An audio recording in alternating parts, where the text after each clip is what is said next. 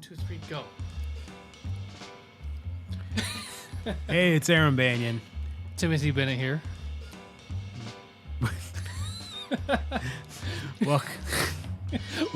Welcome to B&B Banter, bros. Our first podcast. As you can tell, this is going great. It's probably what? It's almost 1 a.m. now, so It's true. Yeah. we're allowed to be a little goofy at this point. I've been drinking. I've almost finished this crawler. So Oh, it's a growler. Crawlers are smaller. that's what I said, Aram. Sorry. I don't know why I felt the need to correct you on that one. Nobody else can see what the hell you're holding. Don't judge my G's for C's. How much of that have you had? Well, you had one glass. I've had everything else, and it's almost empty. Growlers are only like 4 glasses. 64 ounces. You're 64 ounces. Face. All right. What do we want to talk about? Should we do an introduction of who we are? And, Yeah, we can definitely do that. all right. Might as well get that out of the way. Dr. Phil. I've never watched Dr. Phil, so I don't know how to do that one. Apparently he's a real doctor, so Yeah, whatever. he's worth like $400 million. So, Yeah. all right, Aram, tell us about yourself. Who are you? Well, I mean, I've grown up. I've lived in. I'm gonna stop you right there. I said, who are you? Not where'd you come from? All of it. Say your name first, like an AA meeting. I already introduced myself, and there's Well- only 2 of us. They're not gonna get confused. All right, fine. Continue. So, I work now as a chef in a local restaurant. Whoa, you just skipped. You started telling you where you were Christ from. on a cracker. Where are you from? How'd you get here? I grew up. Okay, god damn it. I grew up in Manchester, New Hampshire, till I was about 14. Sounds about right. And then I moved out here just in time to start high school, and I've lived out here ever since. Here in St. Cloud? Yeah. I took a year to go to college up in Moorhead, which was a huge waste of time. But Because chicks don't give it out that way. not for lack of me trying. I wasn't very good at it at that point. I'm still not very good at it. I mean, lucky I found the girl I have, so. But yeah, so I work as a chef in a local restaurant. I have a 5-year-old son, and I guess there's not much else really deep about me, which is sad in and of itself, but I've known Tim for, what did we discuss, 5 years now, something like that? Somewhere between 5 and 10 at least. At least. Feels like 137. I've been up here for at least 10 years, but I think the first year or 2 that I was up here, we didn't know each other, so That sounds about right. it's probably about 8 Seems years. fair. Uh, Yeah, I would have put you at 2010 living up here. I don't fucking know. Well, if you've been up here for 10 years, it's 2020. I honestly, Simple math would tell me. you're the math person. Numbers and me don't get along. Right. Yeah. I barely get along with myself, so. But, so yeah. Yeah, so, because we met through Devin. Yep. Yeah. Our buddy Devin, who originally worked with me at another restaurant, and then he and I. So how Tim and I met was. So this will be a lot. I wish Devin was here to tell the story. Yeah. I feel like he remembers a lot better than Well, we were both drinking more than he was. Yeah, yeah. But yeah, so Devin and I were supposed to go disc golfing or something. I think disc golfing. Yeah, we That's went what we disc ended, golfing. that's what we ended up doing. I just couldn't remember if that's what we were actually supposed to do. But Yep. he called me up like an hour or so before he was supposed to show up at my place. Yep.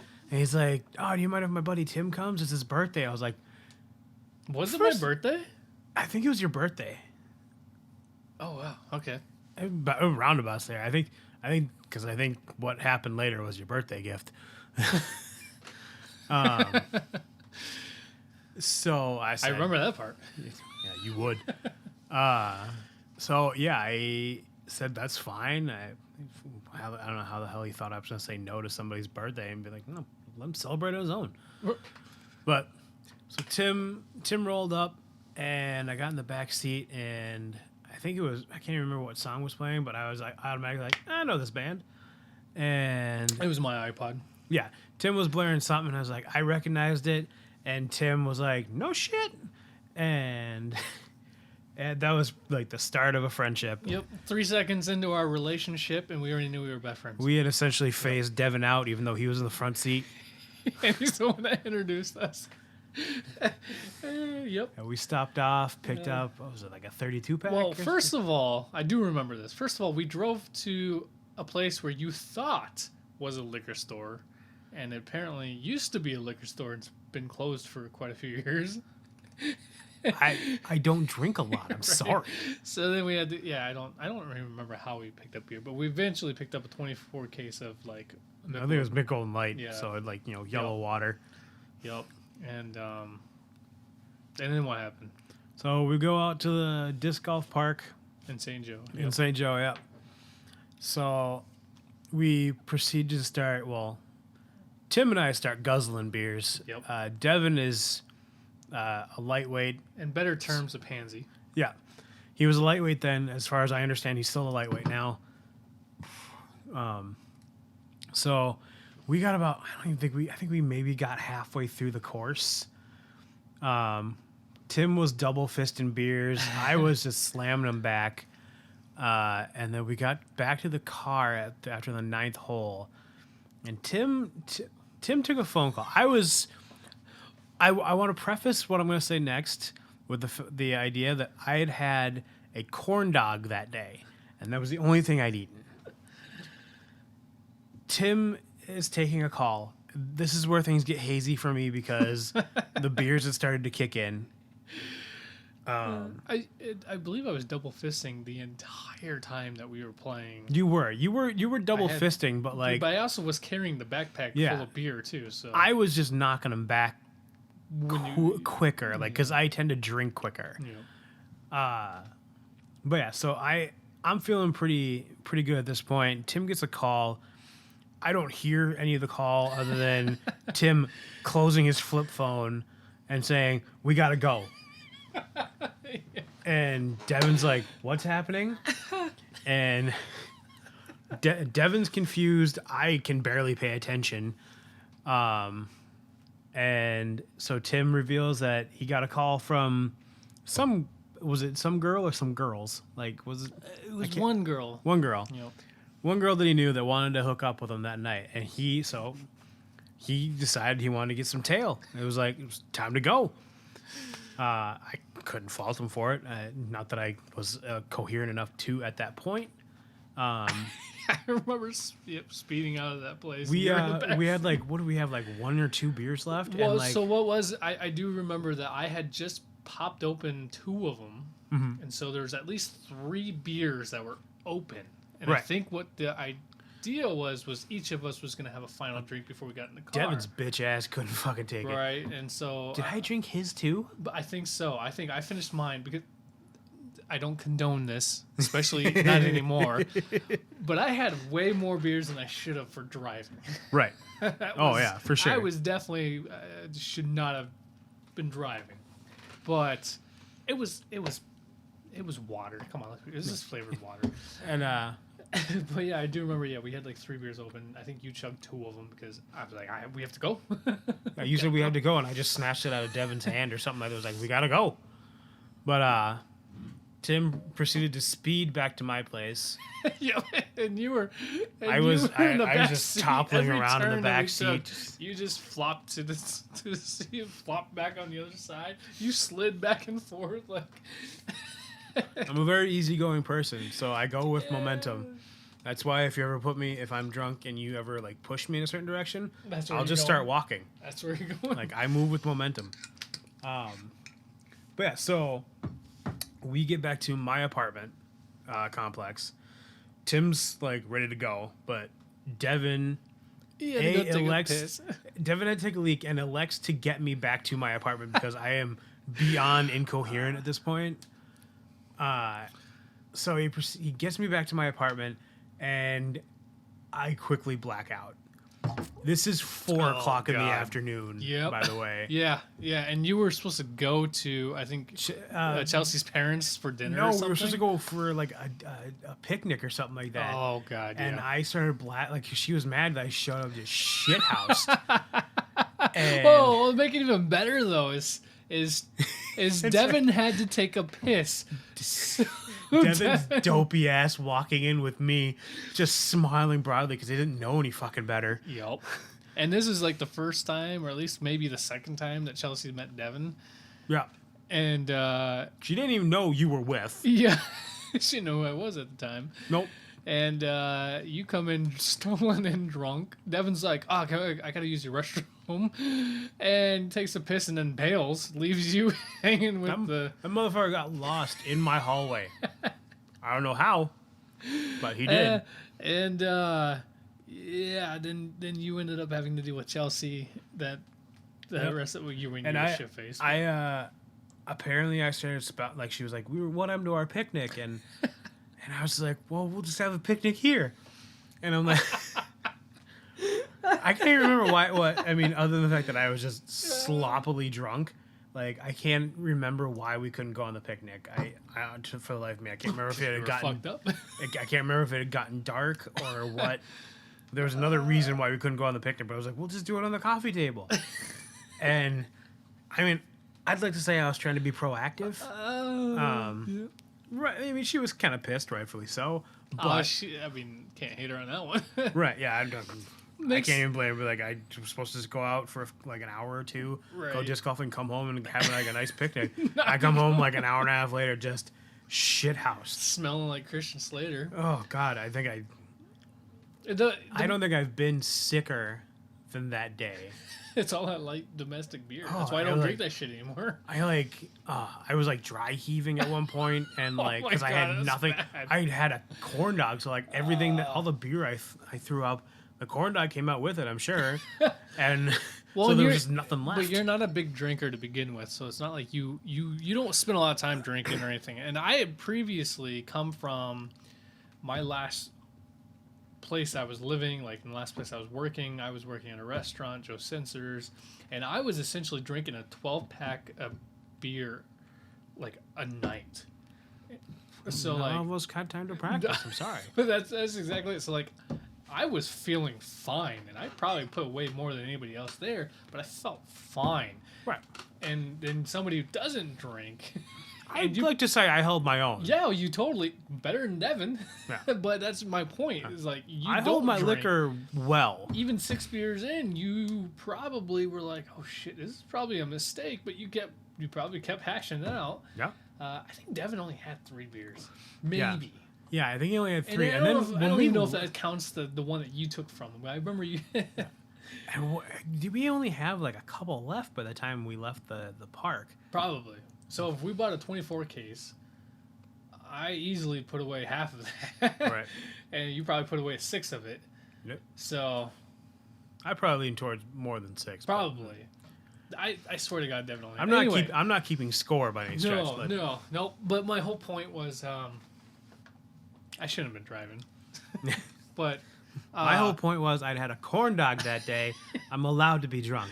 So the sad thing is Chelsea for like the longest time after this, probably a year that into our friendship already. Oh, at least. She had no idea that I was even involved in that situation. She thought Devin was to blame the whole time. She hated Devin for the longest time. So Probably mad at him. Still does. Purely out of principle, because he showed his face there with you. I say his dopey ass just showed up, didn't know any better. Yep, that was great. That's how our friendship. Yeah, that's how brotherhoods are made. Right. Yeah, I mean that's like the story of like a frat house, like a fraternity, or no good story ever started with a salad. Nope, it started with a corn dog and a beer. Yeah. Yep. And we skipped over your intro. So. What am I? Oh, my intro. Yeah. Yeah. So I'm Timothy Bennett. I am the handsome one of the group. Definitely. That's a lie. Where am I from? Like, I don't know. You made me go through a whole spiel, so I lost track. I got so caught up in our you made me start out where I grew up. Okay. And like, so yeah, so I was born in Cedar Falls, Iowa. I am an Iowan, and I hated it. So as soon as but I you love the corn.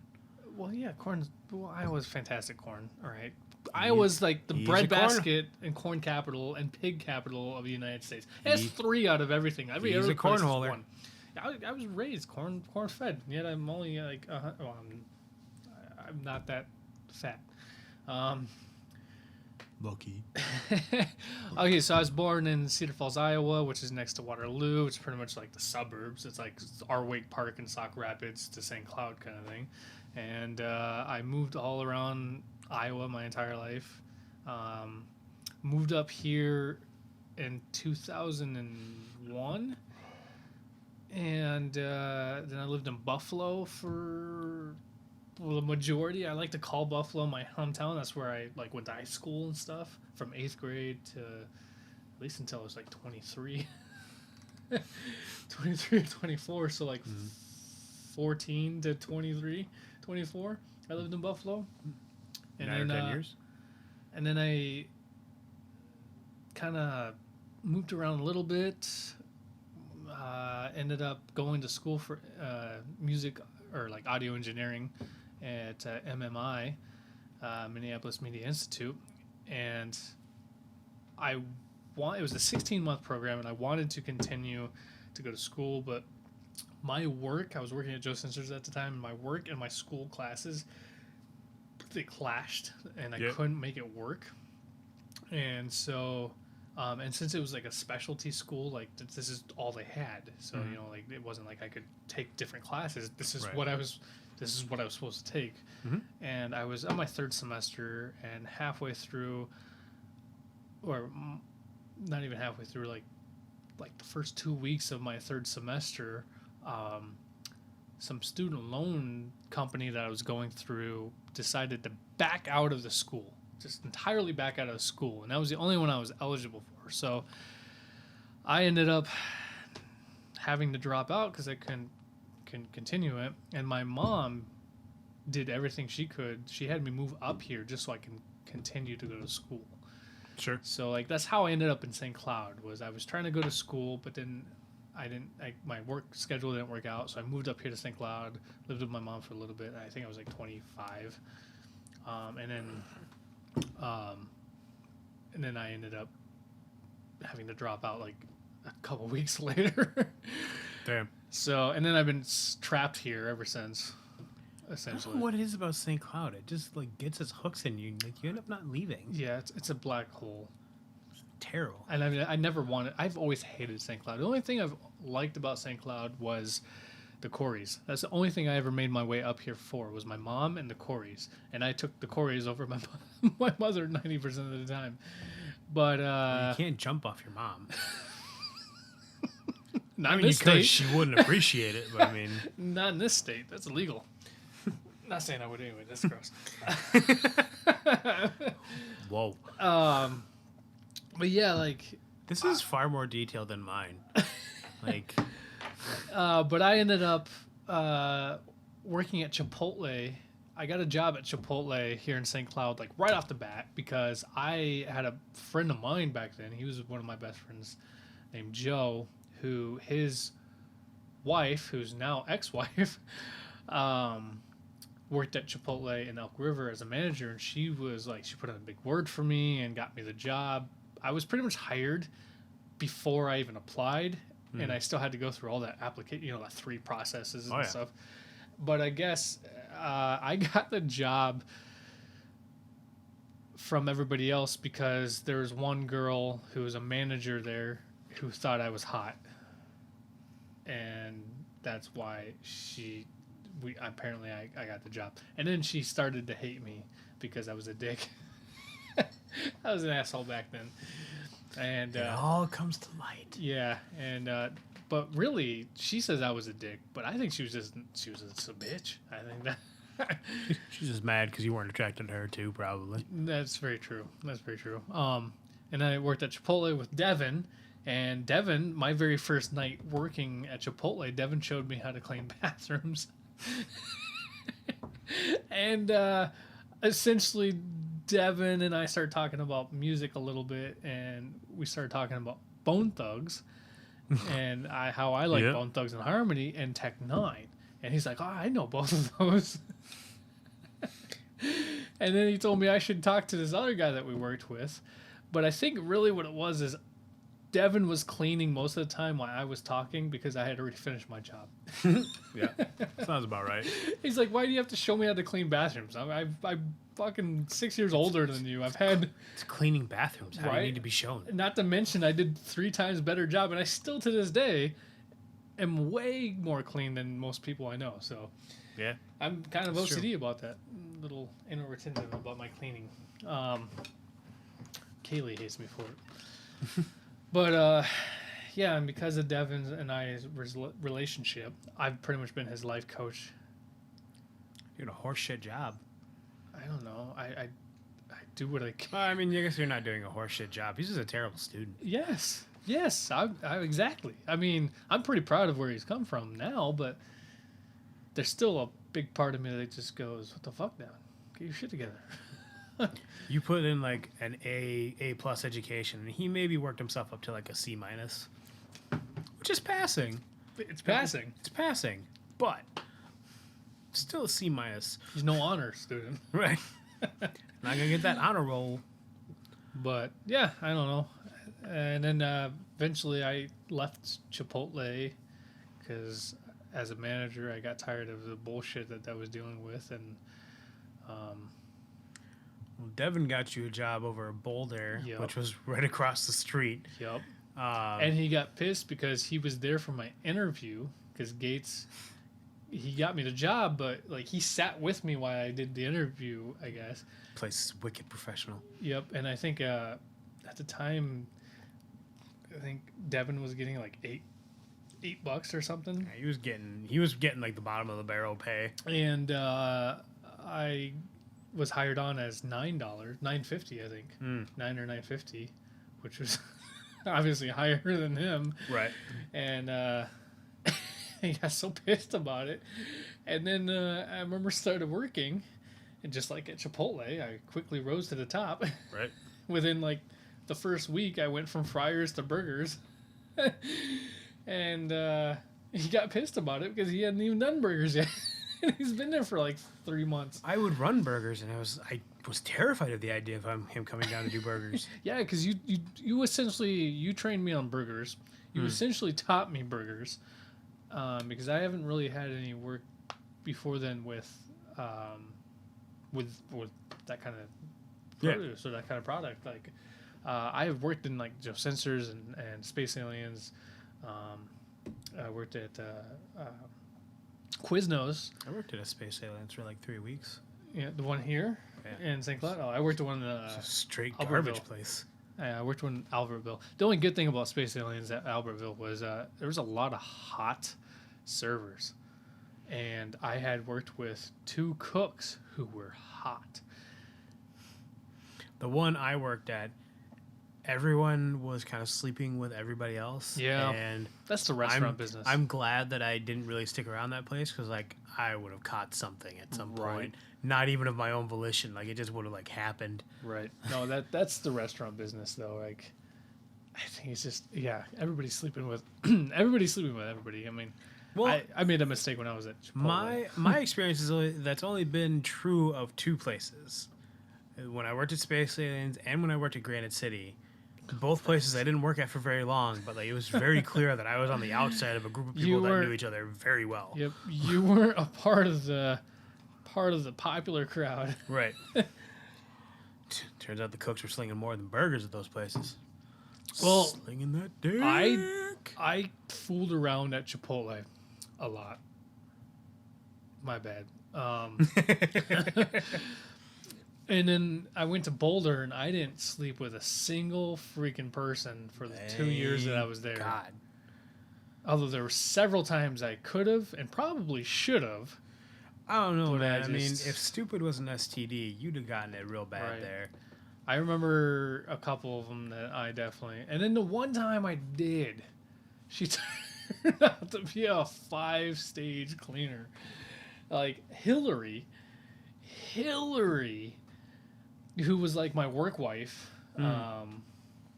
back then, which I don't know why that was a thing, but just I don't know. Because we both knew that if you two had been single at the same time, you'd have been together. Right, probably. I don't know. But Hillary, oh my gosh, she got fucking pissed one day when this chick that I did sleep with like a night or two before, it was a drunken thing too. And I put that in quotes because I don't know if it was me drunk or her drunk, and I just was like, let's take it kind of thing, or like, I don't really know what happened.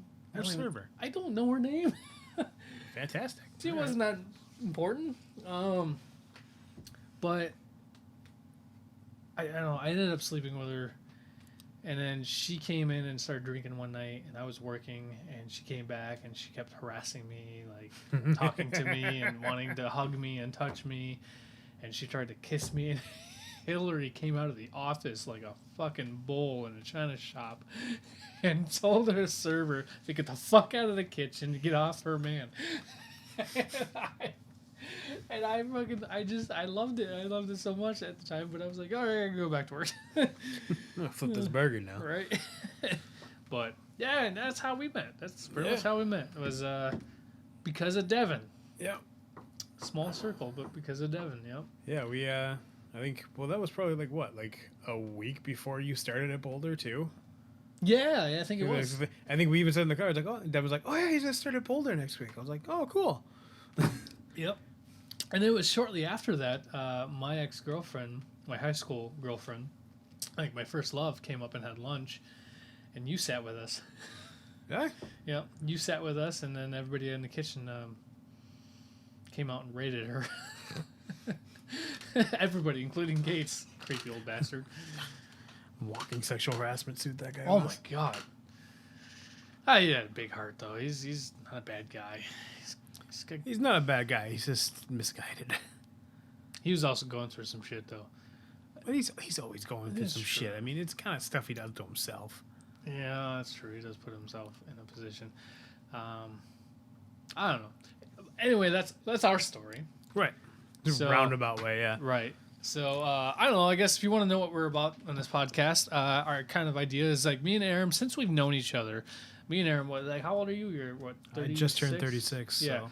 So, and I'm 33. I just turned 33 in May. We're both May birthdays. We're both Tauruses. Yeah. I think we're like less than a week. Oh, we're like a week apart, I think, something like that. Or maybe 12 days. Yeah, what, 15th? Yeah, you're the 3rd. 10 days. Because mine's 10 days, Cinco de Mayo. Yours is 15th, so 10 days later. But Rob might have been the 3rd. That might have been him.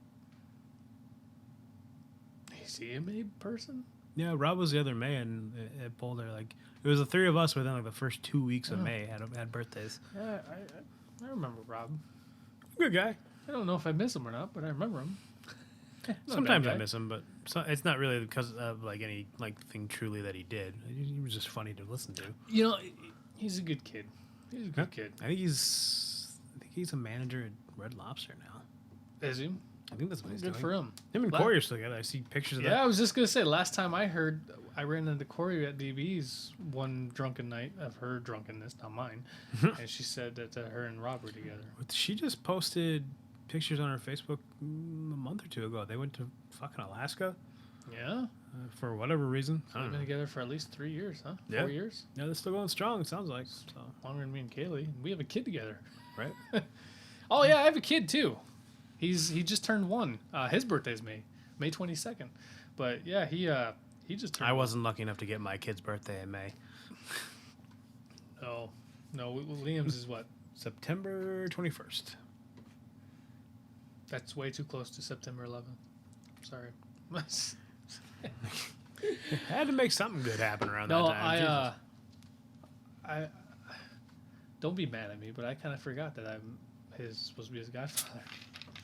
You know, it's one of those things we did, and it's not because Chelsea and I aren't exactly into the church. It's not something we're really like heavy into. Yeah, don't hold so like strong we just onto. like the idea of like him having a godfather. Like that's why we made Katie, you, Steph, and John all his godparents. Well, he's got 2 sets, so I was gonna say if anything, we're all family people, so we all have kids now, Yep. and I guess he'd be raised right, Right. or at least as right as we could. He'd be raised. He'd be raised right. Might be corn fed. No, it's If you can get him to eat corn. I can't get him to eat corn. no, Well, no, I take that. He'll eat corn. Like other shit I can't get him to eat. like what? Carrots. Whatever he fucking chooses that day. I don't know. Right. But yeah, I have a kid. I have a son. I love being a father. I don't know. I think that's everything I have to say about me. I love being a father too, but I definitely have my moments where I feel like I was probably more cut out to be an uncle. Well, Liam is what, 5? He just turned 5. He'll be 6 Or in September, yeah. So yeah. he's about 5.5. So there's quite an age difference too. Yeah. I mean, It's one of those things that, you know, he's my only son, so I mean, well, my only child, I should say. It's my only child, so I mean, you know, there's a lot of things where like I'm doing them kind of and don't understand necessarily what I'm doing, so you know, frustration creeps in, things like that. I mean, sometimes you know you kind of look at it and be like, oh, maybe I would have just been better off hanging out with other people's kids, right. and not having one of my own. But to be fair, or to be completely honest, I wouldn't trade him for the world. So See, and I haven't quite gotten to that position in my fatherhood yet, where I feel like, oh, I could have done things better. So far, I think I'm doing fucking fantastic. killing it. But I think it's kind of like my perspective of things. I mean, we're two different people, so we have two different views, and we have had two different lifestyles, and I was raised differently than you, and all this stuff. And so, like, essentially, I think it's just the way that I perceive the way I want to raise him. It's different. Well, yeah, it's obviously not bad. It's just different. Also, there's like 4 years of like other bullshit that Yeah. Liam pulls Right. that you haven't had to I experience. haven't had to yet. deal with that yet, and that's exactly that's what I'm getting at. I haven't quite reached that point of fatherhood where like I can compare to you because you've got Right. 4 years ahead of me. Like, so far, some of the biggest things that I feel frustrated with when it comes to Wesley is it's not Wesley's fault, it's mine. Right. I get more pissed off the fact that I'm getting pissed about him making a mess. Yeah. Like, when he's eating his food, I'm like, why are you making it all over your face? Right. And I'm For like, sure. but it's because as an adult, as a grown 33-year-old man, You find yourself expecting a 1-year-old to act like a fucking adult, and then you go, "What the hell's the matter with me?" it's not that I expect him to. I don't want to clean up after him. So I'm like, just don't make a mess and I don't have to clean up after you because there's more work I have to do. Essentially, that's how I feel. But I know better, and that's why I get pissed at myself for being mad. I having find to myself at many times, and like, you know, we watch our 1-year-old niece, and it's the same problem with her. Like, I find myself expecting these children to be reasonable, No. and there's no reasoning with these kids. Especially when they start talking Right. and you try to rationalize with them. Yeah. They're like, they don't understand what you're saying. You don't understand what they're saying. So you've just reached a perfect point of like connection. And it's You're harder. both confused. And it's a little harder with Liam because he's on the spectrum and he's still behind speech wise. Like, you know, our doctors have been telling us for like a year or two now, like, you should be able to understand like most of what he's saying. Like, nah, we still have trouble. And, you know, and he's getting better, but there's still points where, like, you gotta say that again for me, bud. Yeah. Like, Does he- you know, he can't communicate some things that he Does wants. he mumble? Does he mumble a lot? I noticed when I was over there, he He tends to like talk too quickly, and he mumbles. yeah, he talks very quick, and he has no way of like Enunciates evening it. out like how he's talking. So like he'll go from talking very loud to like kind of a whisper, and it's like, buddy, you can't trail off on me like that. I need to like hear the whole sentence, otherwise I'm not gonna know what's going on. Right. And then he gets mad because he's like, well, this is what I said. I'm like, okay, well, I didn't hear you. Like, What's funny about that though? It's probably the same shit that you get from Chelsea. oh yeah. It seems I to be like the same can common thing. imagine that it's the same thing because it's like, you know, if I'm saying something and like I'm doing something at the same time, I'm not paying attention to what I'm actually saying to you. Right. Like, you're gonna get whatever comes out, and that's it. Kaylee, just, oh my god, she gets so frustrated with me because she'll be talking to me. She'll like almost have like a 2 or 3 minute conversation while I'm watching TV. I have no idea that she's talking to me because she just so randomly talks or says stuff, and she doesn't let me know that she's trying to talk to me. She just randomly starts talking, expecting me to. I'm like, oh, what'd you say? And she's like, you didn't hear anything I just said. I've been talking to you for 3 minutes. The bigger issue I always have had is that Chelsea will jump back into conversations we had Like a week hours later? before and expects me to understand what's going on. Oh, I thought it was like that was so yesterday. Why Like, are you bringing and- that shit and- up again? And it's not like she just eases into it. She jumps back into the middle of the conversation. And I'm like, It's like you're in the middle of a fight like 6 hours ago, And and I- she goes right back to 11. yeah. I've literally stopped her like, what is happening right now? Yep. And she's like, we were just talking about this like 3 hours ago. Right. And she's like, well, yeah. I was like, okay, I moved on.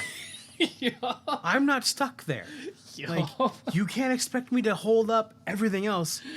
And she's like, well, and her bigger complaint is like, well, her friend Katie would understand. I'm like, okay, well, I'm not Katie. Right. Her Yeah. brain works the way yours works. Mine doesn't. Yeah. What's that saying? Feathers of a bird. Birds of a feather There flock you go. together. There you go. I mean, it makes sense. It's true. But yeah, luckily enough, I don't quite have that.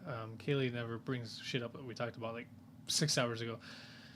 She just talks to me, and I have no idea if she's talking to me or not. And like, it's not even. She gets my attention. That's really what it is. It's not even arguments. I would actually probably understand better if they were arguments. This is innocuous conversations. Like, about everyday garbage Yep. that we may have said something about, and then like 3 hours later, oh yeah, this, that, and that thing. What? What? Yep. No, I definitely don't have that. I'm sorry that you have to go through that. And I don't respond well to being confused. I'm like an animal. Like, I get really upset really quick when I'm confused. I've seen you at Boulder. I've seen you get confused with servers, and it's Oh, it's Christ. not it's a borderline of like, are you stupid and what the fuck is this? So it's pretty much the same thing. You're Right. confused of why this is happening Yeah. at the time it's happening, like in the middle Why of a is rush. this a problem? Why are you bringing this shit in like this or Right. whatever? You know. And And I've my definitely seen you do it. bigger issue has always been the fact that I told those servers so many times, Yep. don't do it this way, and I Do it anyway. I swear to Christ, one of those days, I almost came to the point where I almost grabbed one of them and just started rubbing their nose on the ticket. No. Don't Bad server. do it anymore. Bad server. You know, it never works for dogs. I've had several dogs in my life. You never rub their nose in their own stuff. I never understood it. I You can put it can't out. say that. If you did it with shit, if they shat somewhere in the house and you were like, "Don't do this," and you rubbed it in your nose, maybe they might get the the understanding. Yeah. But then you have to clean up twice the amount of a mess. Right. Because then you have And to I clean saw- up what's on their floor, and then you have to clean up the dog, and nobody wants to do that, so they don't do that. But when rubbing their nose in the urine, I don't think it made a difference. Dog just gets his face wet. The dog's willing to do shit like that anyway. Right. Like, But then again, there's two sides of it. Why is the dog urinating or shitting in the house? Are you not letting this dog out? Right. And if you're gone for 8 hours, do not let the dog out before you leave and when you come home. right. Like a dog, for the most part, should be able to hold its bladder for 8 hours, I guess. I mean, Well, I mean, either that or you gotta be like Gates, where you had to go let your dogs out for 5.5 hours on your break. right? Know your animals, I guess. I mean, but that's here. That's- Those are other stories which we can get into at a later date. Right. Yeah, I don't know. I guess we should probably tell people what our I was like, podcast yeah, is about. We just kind of went on a we've tangent. woven through so many subjects. But yeah, so I mean, essentially the big thing with us is, I mean, we're lovers of art, music, film, books, cooking. I mean, we don't delve in heavy into painting and sculpting and stuff. I mean, it's not that we don't like it; we just don't delve too far into those. Right. I mean, I love ceramics. I just Yeah. can't afford it. Like, I mean, I love to look at paintings, but I mean, yeah, it's one of I those things that paint. like I can't sit forever and look at it. I've been staring at my beautiful painting behind you for this entire time. At least I know where your concentration is. Well, because the one mistake I made on this painting, and it just haunts me. Oh God. Everything else about the painting is fantastic, except for We're gonna have to post a picture of this fucking painting now so people Right. can see it. it's just this one little thing. This one little thing I fucked up on, and I just can't get over it. Don't tell them. Make them find it themselves. Right. Other than that, I love the painting.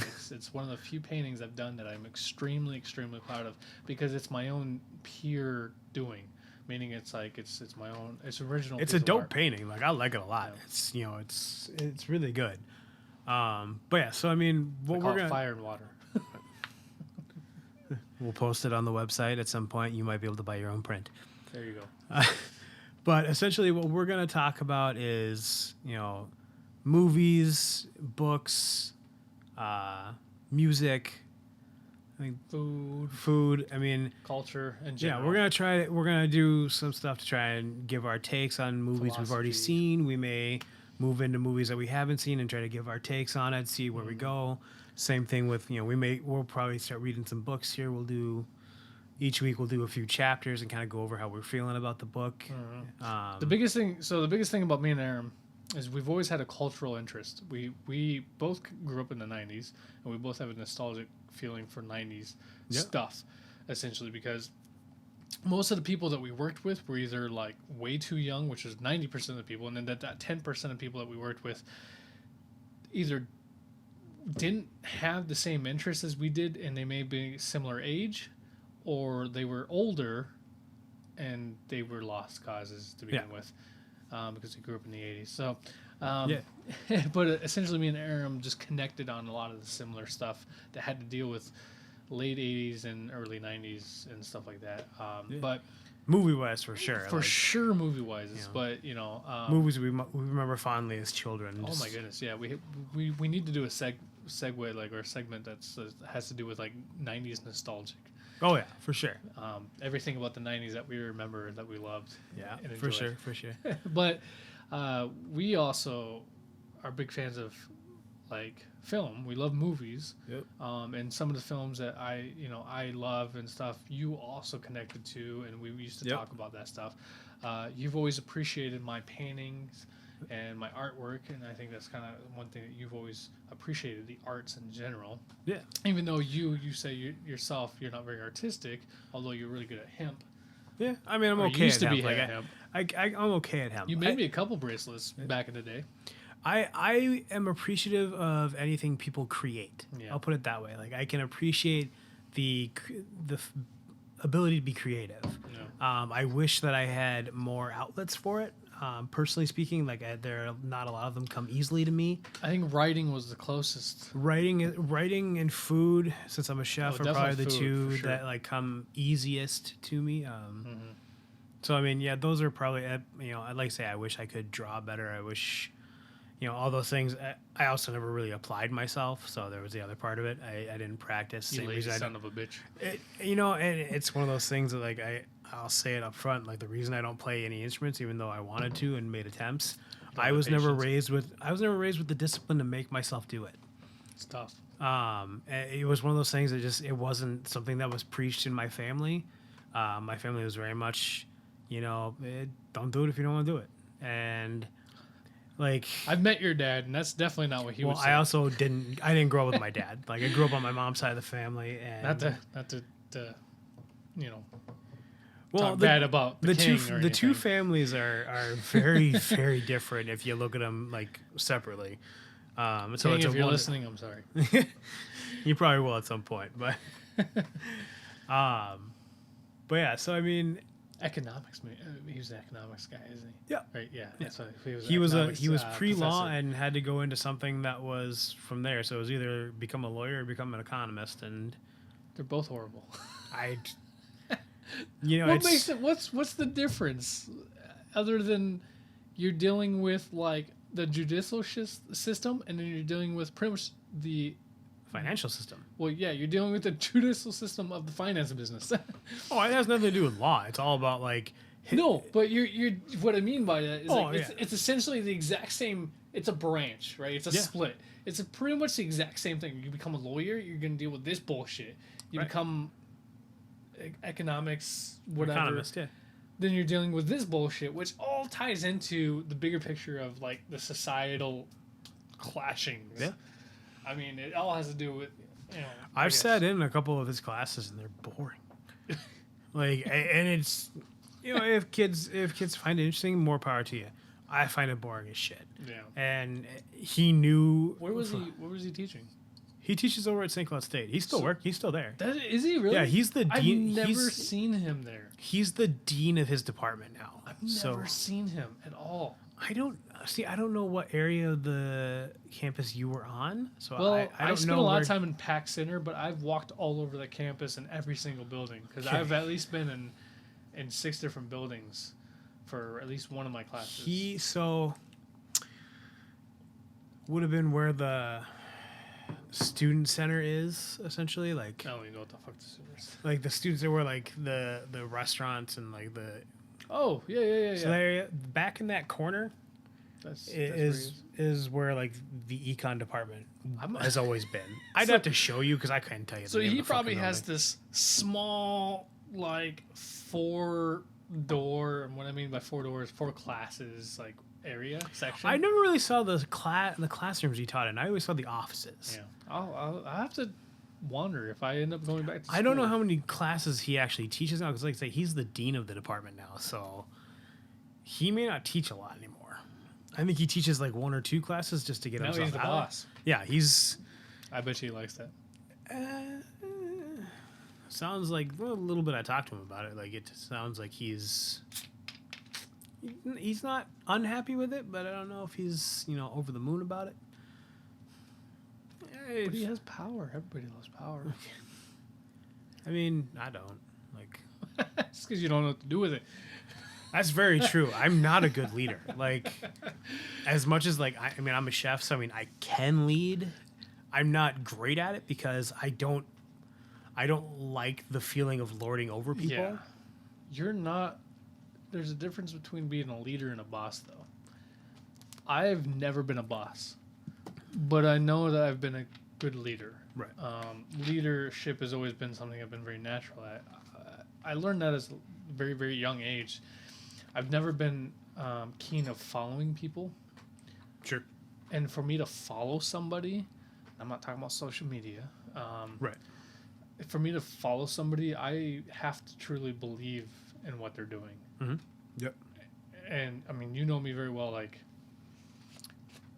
it's tough to convince me to do anything. Right. But like, Very pig-headed. I am I'm very. But then again, I'm also realistic. I'm also very rational and logistic, and I also just. He's also just making up words. I'm also very like. I don't know. Sometimes I'm just smarter than most people. no, I'm just kidding. So much as you're smart, you just know better. Yeah, that's actually that's exactly accurate. And I can't even say that. It's not that I know better. It's just I don't always agree with the way that things are done because they could be done better. Mhm. They could be done differently. That doesn't. I mean, that was my biggest problem with Boulder. Yeah. So I just wanted to see. Everybody said I had a bad attitude. My attitude comes down to it's reflected off of your piss poor work ethic. That's essentially what it comes down to. What are they saying? Remember the Titans? Attitude reflects leadership. Yes, and we had no leadership. Yeah. No offense to Gates, because He's not a leader. Like, he's not a leader.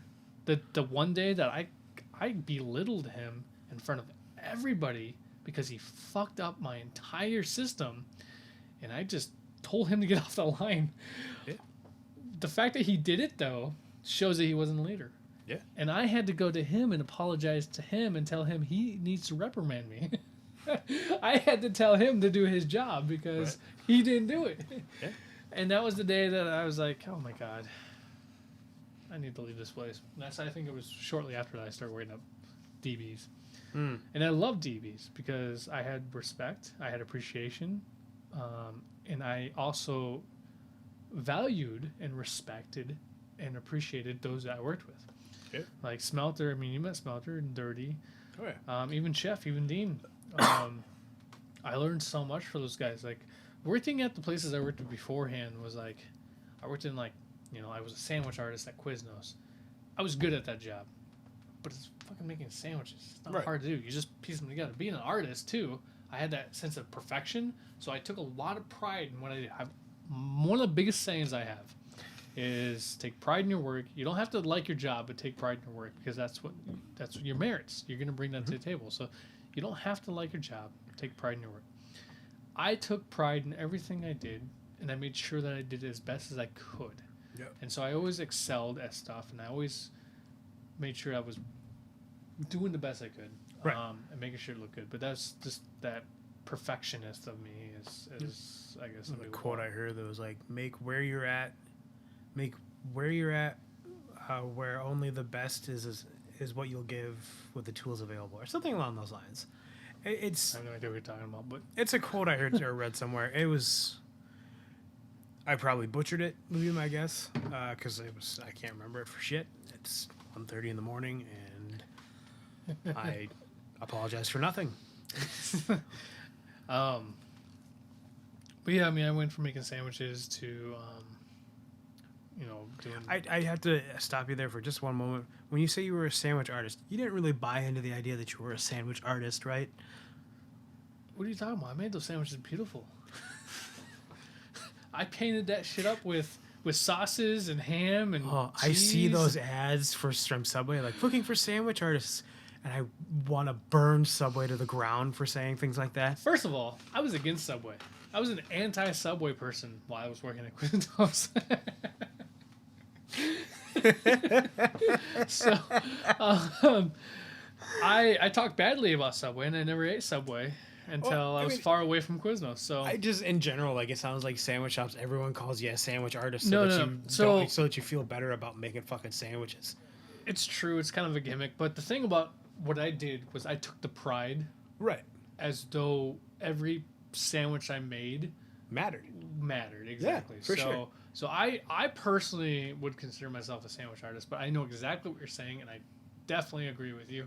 I wasn't coaxed into that bullshit. Right. I was because Quiznos didn't use that Don't term. drink that Kool-Aid, please. No. Yep. They didn't do that. But what I liked about making sandwiches for people was I liked that challenge.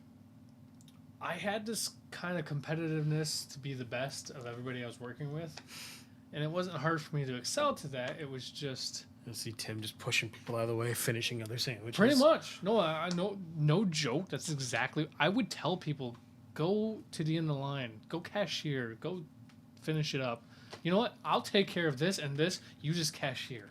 That's the kind of guy I am. But still, to this day, I'm like that. That's why I ran breakfast by myself at the Green Mill. Tim Bennett, I run this bitch. Essentially, it is not an ego thing. I swear to God, it's not an ego thing. It's a skill thing. There's nothing wrong with having an ego if you are actually that good. But it's not even an ego thing. I'm just saying, like, in general, like, you say ego, like, you're trying to defend it. Like, there's nothing. I'm not going to say anything because there's nothing wrong with having an ego when you're that good. Like, you can. But I'm not even that good. I could be much, much better. But it's the fact that I was already better than everybody else that was there. Right. And I don't even mean that to boast myself. It's just a fact. It was apparent. Yeah, it was just a fact. Every place I've worked at, I've excelled. Right. Beyond what they had available. It's because most people tend to, like, work at those jobs and go like, ugh, I work at fucking Subway. See, and I never had a choice. I had to work at this place because that's my means of living. Well, right, and that's people like you or me, where it's like, yeah, you may not like what you're doing, but, like, you look and be like, well, this is my job. Right. Might as well do it right. Well, and like I said, I've lived very, very, very sternly with the idea of I don't have to like the job, but I gotta take pride in my work, because that's what I bring to the table. No matter where I've gone, I've always lived that philosophy. Take pride in your work, because that's all that matters. That's the only thing I'm taking home with me is what I've done today. Do the best you can with what you have at the time. Yep. And essentially, certain places like Chipotle, I thrived at because they gave me all the tools necessary to do my job at its full potential. But because other people couldn't do their jobs with everything given to them, pissed me off, and I become an asshole. I worked at Chipotle too, not with Tim, No. but I did work at a Chipotle or at that Chipotle. You worked at that Chipotle, Yeah, but it I was think- way before I was there. Yeah, it was. I don't know how much longer it was before you worked there, but yeah, I mean, for me, it was one of those things. I never dealt well with corporate structure. Like, it was too rigid. I needed the ability to like kind of flow a little bit. Not that I couldn't do jobs well. I just, for some reason, like standards always seem to elude me. And when I say standards, like, Chipotle said, you have to chop this many pans of lettuce in this amount of time. Yep. Chipotle had strict, high standards. Their standards were military-based standards. And I'm not joking when I say that. Chipotle took their entire process, their entire fundamental kitchen-based process from the military. Yeah. So Well, they had diagrams and charts and shit saying, cutting this amount of lettuce for these many pans should take you this amount of time. Yup. And like, if you took you a minute longer, people would be like, "What are you doing? Yep. The fuck does it look like I'm doing?" Like, Yep. I'm sorry I didn't make it in the time frame, but like, it's getting done. Leave me the fuck alone. God. It's ridiculous now that you're telling it back to me. Yeah. It's ridiculous. It's cult shit. Like, it's It's funny because they've been accused of practically being a cult. yeah, and I believe it. Like, But I loved working at Chipotle. And like I say, it that's for certain people. Yeah. Certain people like you, like Very OCD it about works shit. for you. It works for you. It does. And like, it doesn't work for me. You know Which why is- I like Chipotle so much? Everything had a spot, a place, a home, a reason. Nothing was done out of spontaneity. Nothing was done to the point of because So there was no fun. you couldn't have what I had fun. We had fun. Oh, I know the kind of fun you had, One of the and biggest it's filthy. no Christian would ever approve of it. Oh God, Says the Christians. my of the day. No. burritos. We would have fun. We just had a fun in a manner that we brought outside work and or outside fun into the workplace. Right. Meaning music. Music was the biggest thing that we used to enjoy, like at Chipotle. So we'd blare our music, no matter what it was. We'd blare it, and like whoever's in the kitchen with me in the grill, because I worked in the grill. That was where my, I worked for the that- few weeks That I was worked my there. bitch. Yep. I that was my bitch. I went online like once or twice, and it was like the worst thing I'd ever done. Oh, And- that was the second thing I ever done was the line, and I fucking owned that shit. Oh, it was like, I went up there and like they put me in the beginning, so I was just warming up tortillas and I was like, this is fucking bullshit. I hate this. They never liked me on tortillas because I would Were you just like outpacing everybody else, just fucking flinging tortillas sideways? Essentially. Here's another one. Go, Yeah, go, no, go. that's exactly it. And so I ended up doing the meat person problem, not problem. They became the problem. I ended up doing. It was just best if I did tortilla and meat, and then they had like 6 people over on the rest. Right. There's supposed to be so it's supposed to be tortilla, it's supposed to be meat, it's supposed to be veggies, and then it's supposed to be Forgot the expo. rice. No, that's the same person who does the meat. The tortillas does the rice. What I'm But saying, you didn't mention the rice. there's supposed to be All I'm saying- there's supposed to be 4 people on like the line process when you're dealing with the food, and then you're Yeah. supposed to have an expo, and then you're supposed to have a cashier. Right? Was the expo that was just like their job to Expo- fucking write on the yes, fucking burrito? expo's technically the one that's supposed to talk to the customers. Oh, the fucking dildo with the marker. Yep, they're the ones that's supposed to take it, put it in a bag, and give it to the customers, and tell the cashier what to ring in. Essentially, the cashier, all their job is at that point is to tell them how much it is and take their money and say have a nice day. That's it. So, I was the tortilla guy. I didn't want a rice or meat person. Let me deal with that shit because I could pump it out, and I did it in a way that interacted with customers that didn't come off as cold, like a robot, because I hate scripts. I've never done scripts, even at Quiznos, and they wanted me to do a script. And I said, fuck that shit, I'm doing it my way. And what happened? I did it my way, it worked, and I consistently progressed up further Right. and made things better. Made a better experience. I had consistent customers, and I could do the whole fucking line by myself at that point. Did I ever tell you about the time I interviewed to work at Cold Stone Creamery? What is Cold Stone? It's an ice cream joint. Oh, okay. Like Cold Stone. Isn't that what I said? Cold Stone. Did I go? Is that what it's called? Is Cold Stone Cold Stone Creamery? I think it's Cold Stone. Maybe it's Cold just Cold Stone? Stone. Like right now it's next Yeah. to... Yeah, the Cold Jersey Stone. Mike's? Right, yeah. Oh. I interviewed to work there once. Maybe I added creamery. Maybe. Oh, fuck. Again, Anyway. it's almost 2:00 in the morning. I know Shut what up. you're talking about. So in the interview, they're like, "Oh yeah, we have this thing that you have to do." I'm like, "Okay." They're like, "Oh yeah, you have to sing a song about ice cream." I was like, What? "I'm sorry, what?"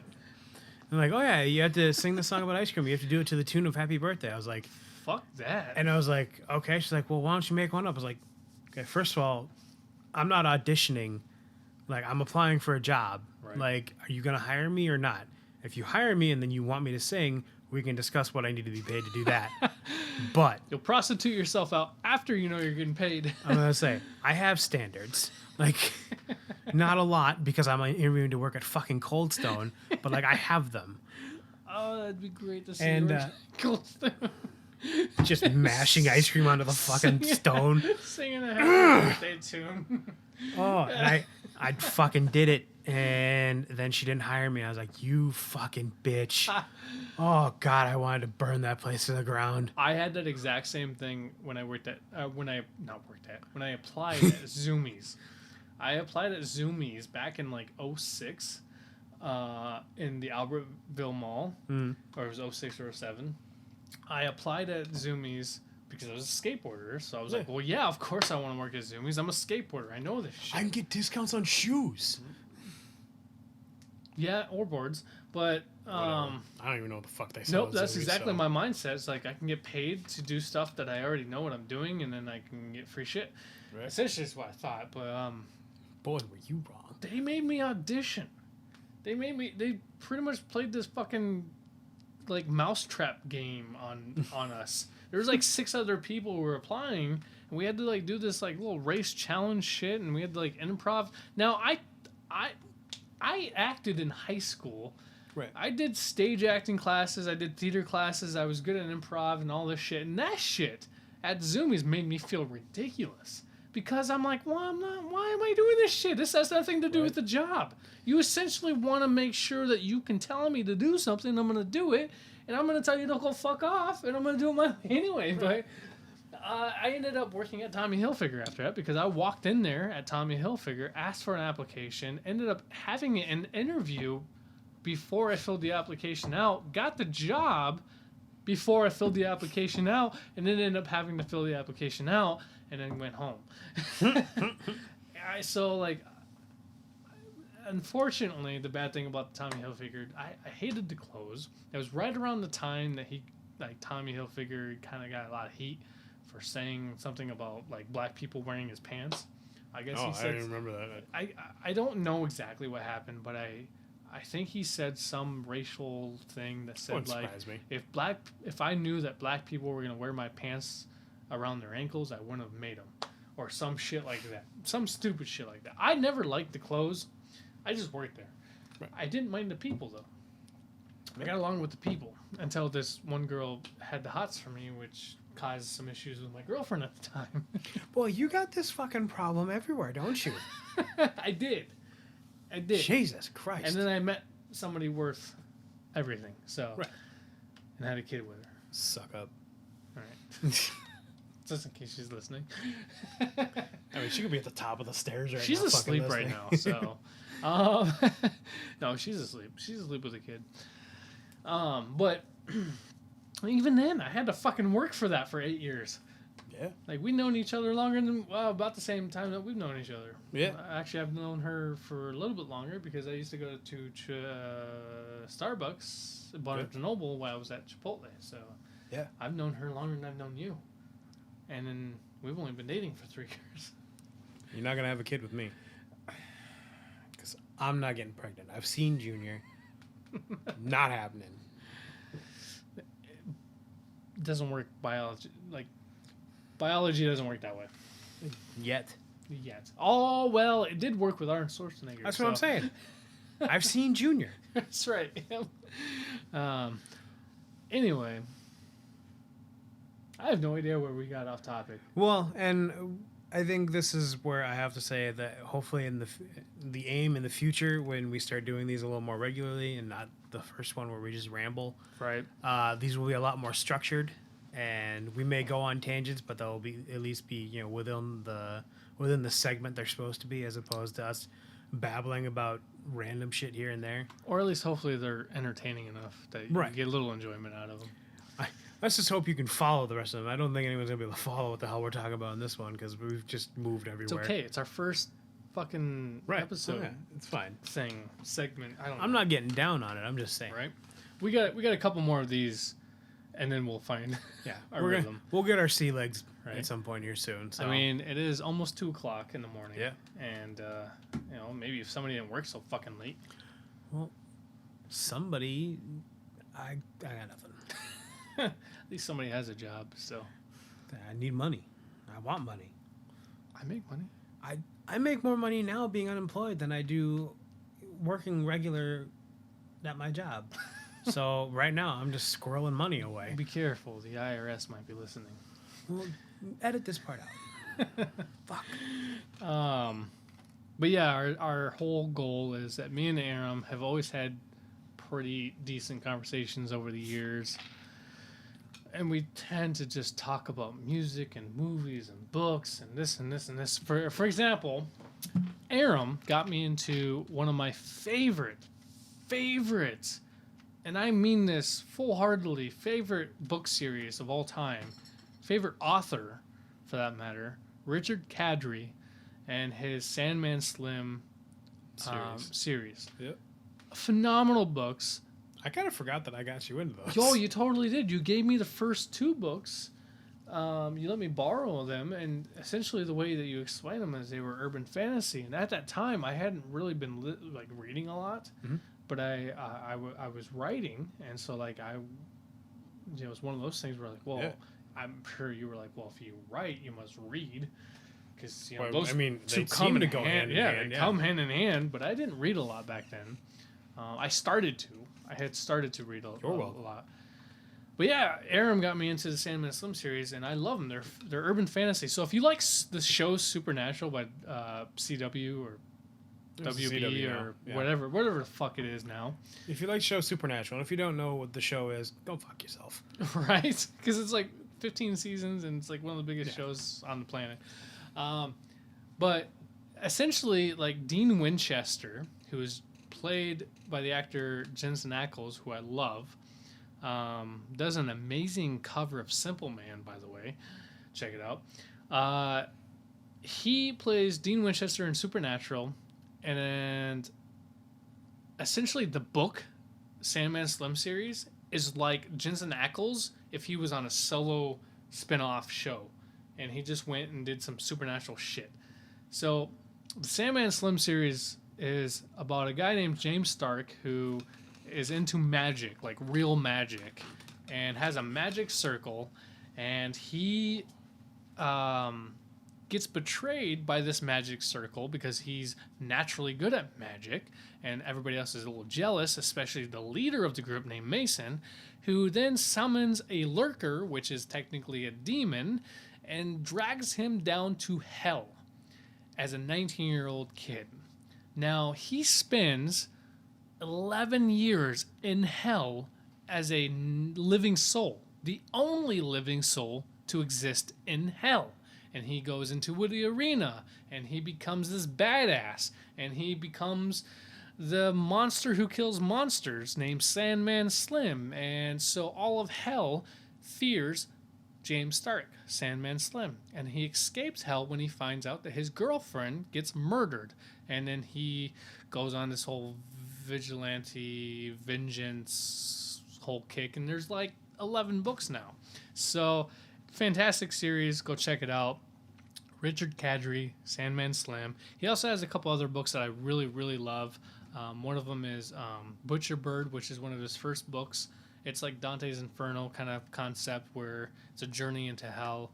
Check it out. It's great. It's about a tattoo artist who ends up finding that there's a veil between 2 realms. and it's really cool. It's more of gothic style, but yeah, Aram got me into the Sandman Slim series, and I've never looked back. I also consistently talk to him about books as well that I stumble upon, and that's something that we're really keen on. So I would say that you can ask Aram stuff, but he's actually in the restroom right now taking a piss because he can't hold his bladder. He's like a 3-year-old child. And here he comes after his little pee. But of course, now I'm going to let Aram talk for just a few minutes. Oh, God, my back teeth were floating. Oh. I just talked about Sandman Slim. Now you talk about something I've shown you. Oh God, what the hell has Tim shown me? Tim and I. So Tim and I will often get on discussions about movies because he's got a vast movie collection and a lot of movies. I mean, I've seen a fair few of them, but I've never seen all of them. I think off the top of my brain, one of my favorites that Tim has shown me was a movie called Paper Man with Ryan Reynolds and Jeff Daniels. Jeff Daniels is a writer who's trying to essentially. He's already had a successful novel, and he's trying to write his next one. Talking about Paper Man. With Ryan Reynolds and Jeff Daniels. Oh, yeah. I've never... Oh, yeah. Yeah, it was like, don't act like... It was like, you showed it to me. Don't act like you don't know what it is. For a second, I thought it was a book. Oh, no. I just got done talking about the book, and then you were talking about a movie, so I was confused for a second. Well, I thought we'd veer onto a different topic from it. Continue.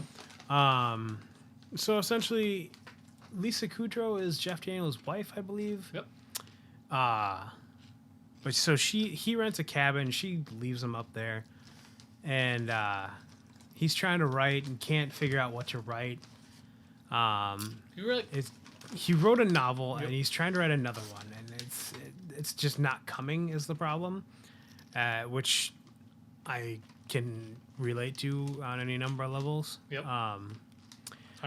But he is constantly interrupted or distracted by Ryan Reynolds' character, who is his imaginary friend, whose name escapes me now, Captain something or other. Yeah, I don't remember. It's over there. It's the yellow cover over on the middle of the shelf. Yeah. One right near the pipe, I think. On the bottom shelf. Yellow cover.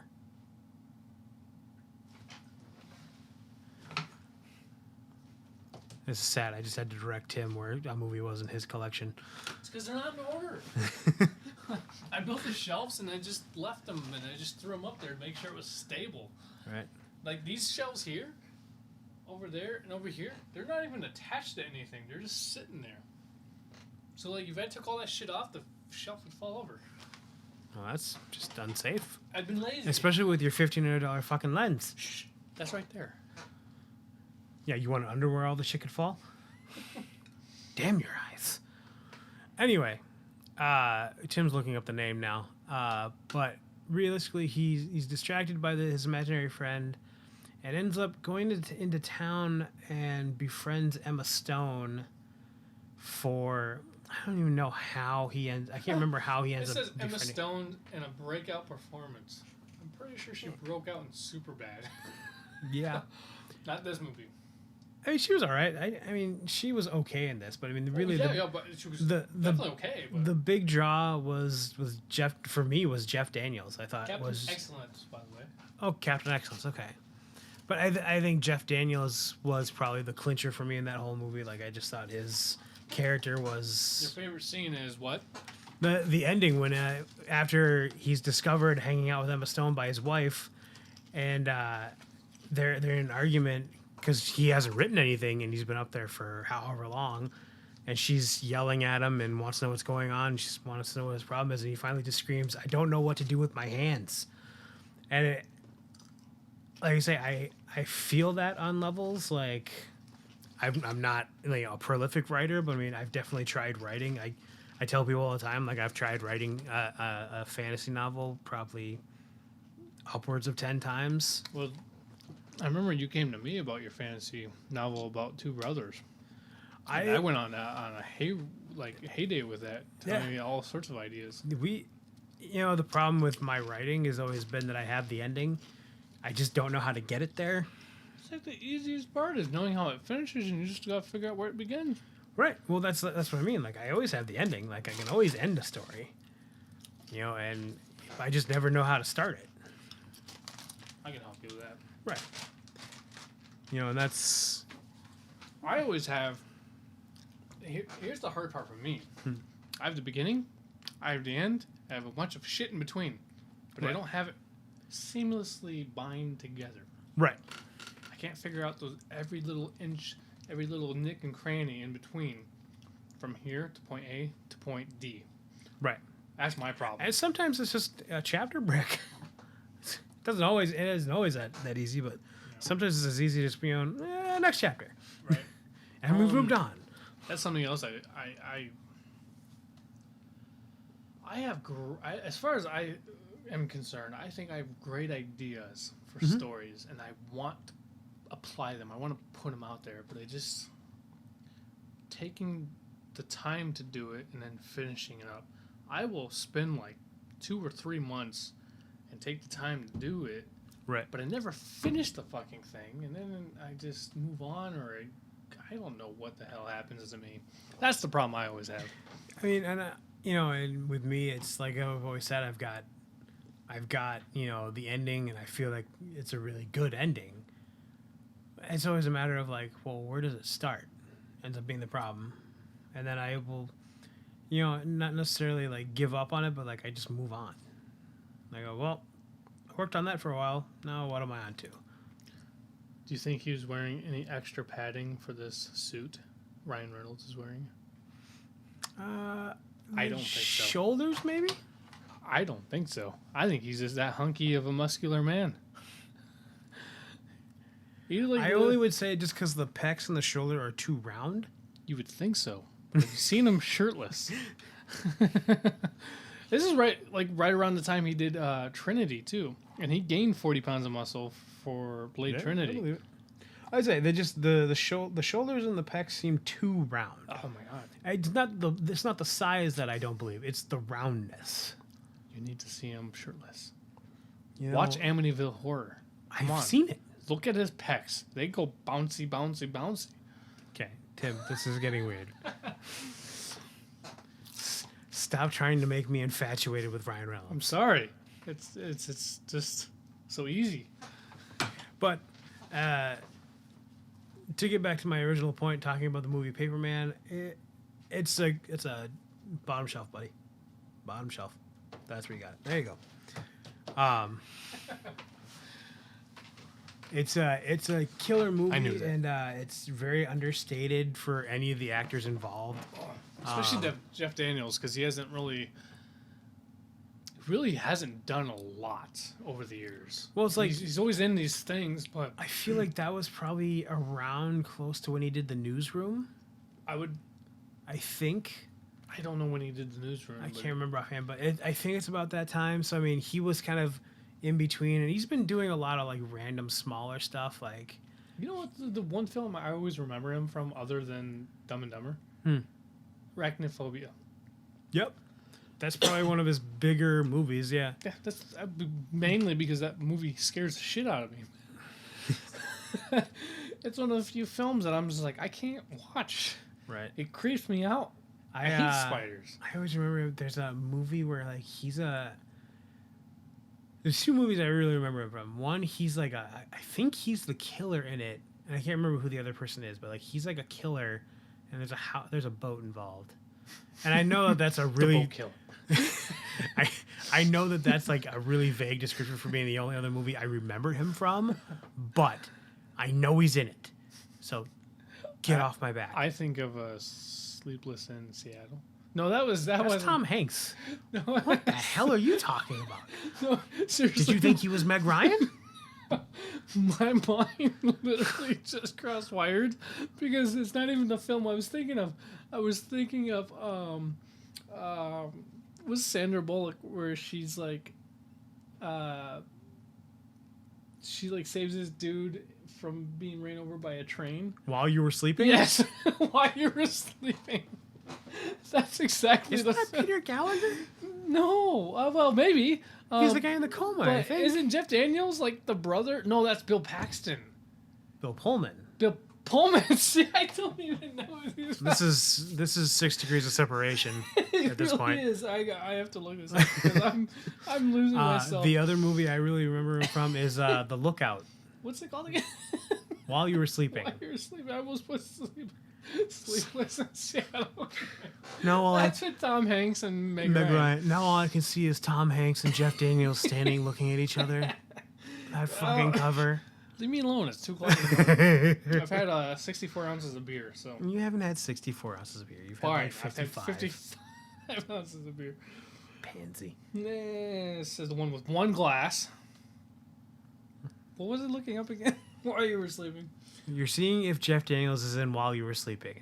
No, it's think Bill Pullman Yeah. and Peter Gallagher. Yes, you were right. He was the guy. Okay. Peter I thought Gallagher Peter was the Gallagher guy was in the fucking that was movie. in the coma. Yeah. Peter Boyle was the father, apparently. No shit. Ox, yeah. I love. So this is one of my favorite things is that there are movies where legitimate actors play people like play a person in a coma, and they're literally getting paid millions of dollars Just to lay their lay happy there. ass on a bed. Yep. I don't know why, but it makes me think of Friends. You weren't a the big Jean-Claude Friends. Van Damme one where like No. What do you where mean, Joey's acting in the movie, but like he's supposed to be like a coma patient or like a. Oh yeah. That's exactly And the then one. he's like, this man is dead. Yes, and he's supposed to be his twin. That's the only way he like revived himself. Drake Ramore. Yes. That's exactly. That's I always think of Friends when it comes to that situation. Yep. I agree with you. I always like, oh, this dude's in a fucking coma. Oh, it's like oh, next Vin Diesel movie is gonna be, While I Was Knocked Out. Yeah. I watched some starring movie. Vin Diesel. I watched Wow, the movie the I other just day. watched and it him was- sleep the entire time. I watched the movie like a couple weeks ago, and it was literally like a name actor or actress. And they just fucking laid on a bed. I think your son is crying, or your cat is meowing. One of the two. I don't know what the fuck that It was a faint enough noise. I don't know. You keep talking, I'll figure that shit out. Okay. But yeah, so. Oh fuck! I forgot where we even were going with that one. Oh, but yeah, like I don't understand the concept of like having these name actors lay on a bed. But I mean, I also it's not my industry, so who knows? I'm also a guy that doesn't understand why athletes get paid what they get paid. You're playing a game, honestly. And the fact that you're getting paid millions of dollars to play a game while I, scratch and, claw my way to a decent paycheck to provide an actual service for people is ridiculous. And you should be ashamed of yourselves. Yes, you were correct. On which one? I said two things. One of them. Well, I had a 50-50 shot. Oh, Wesley was crying, yep. Oh. Kaylee went to the restroom and she left the door wide open and he was crying. So, Aha.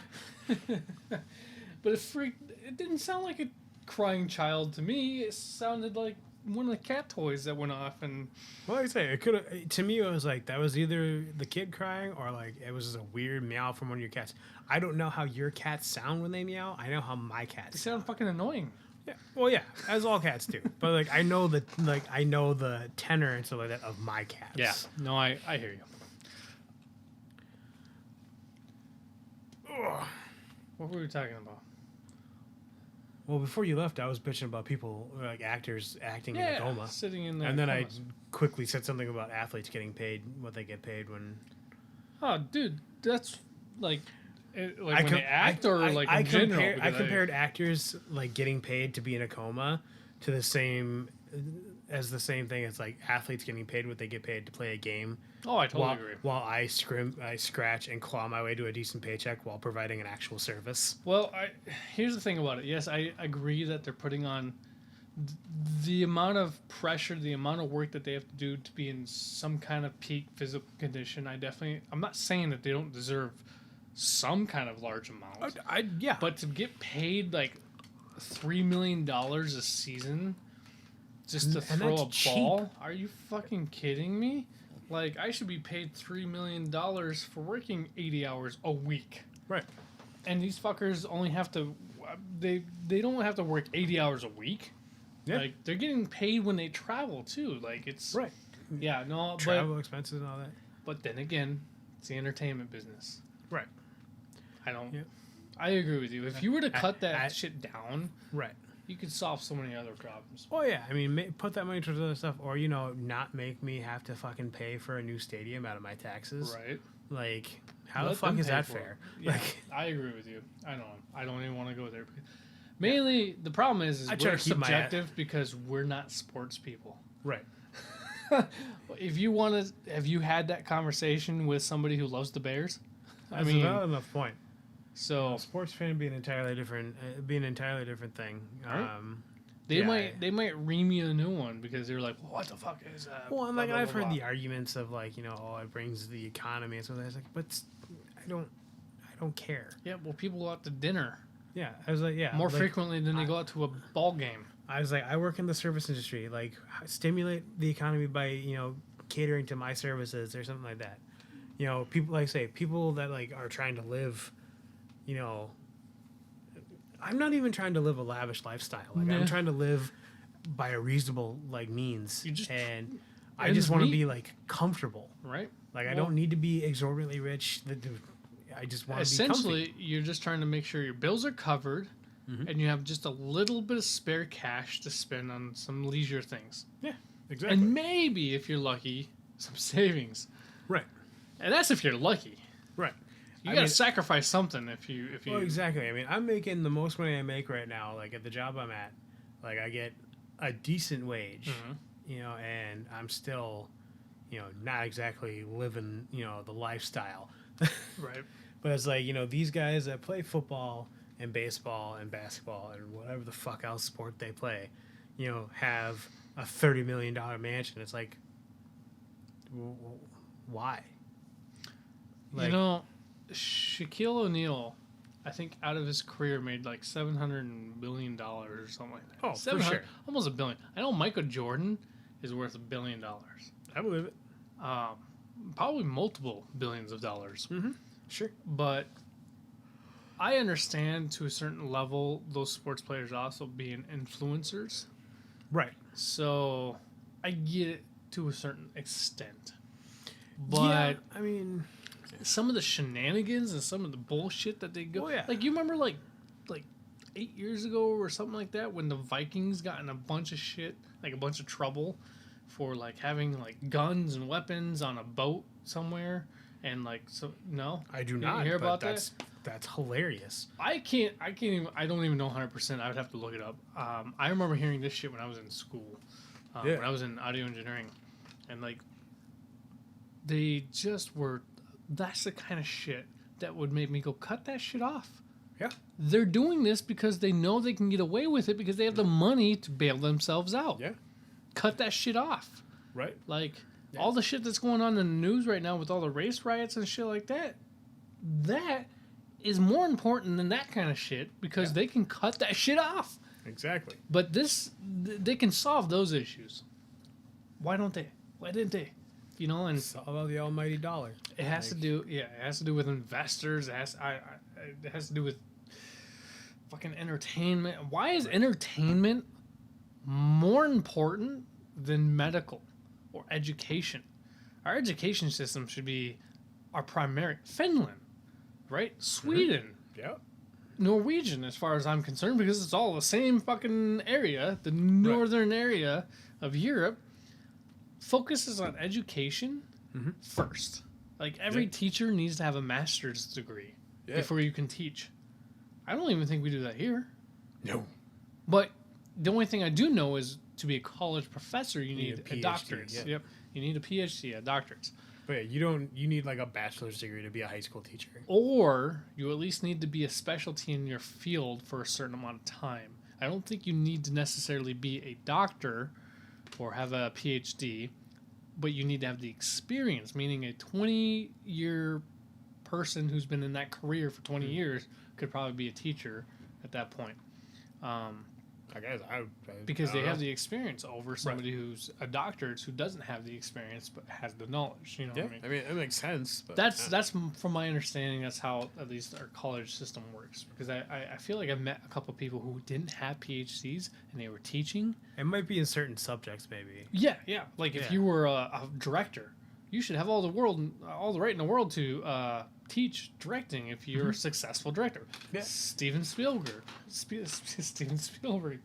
Can't even say his name right.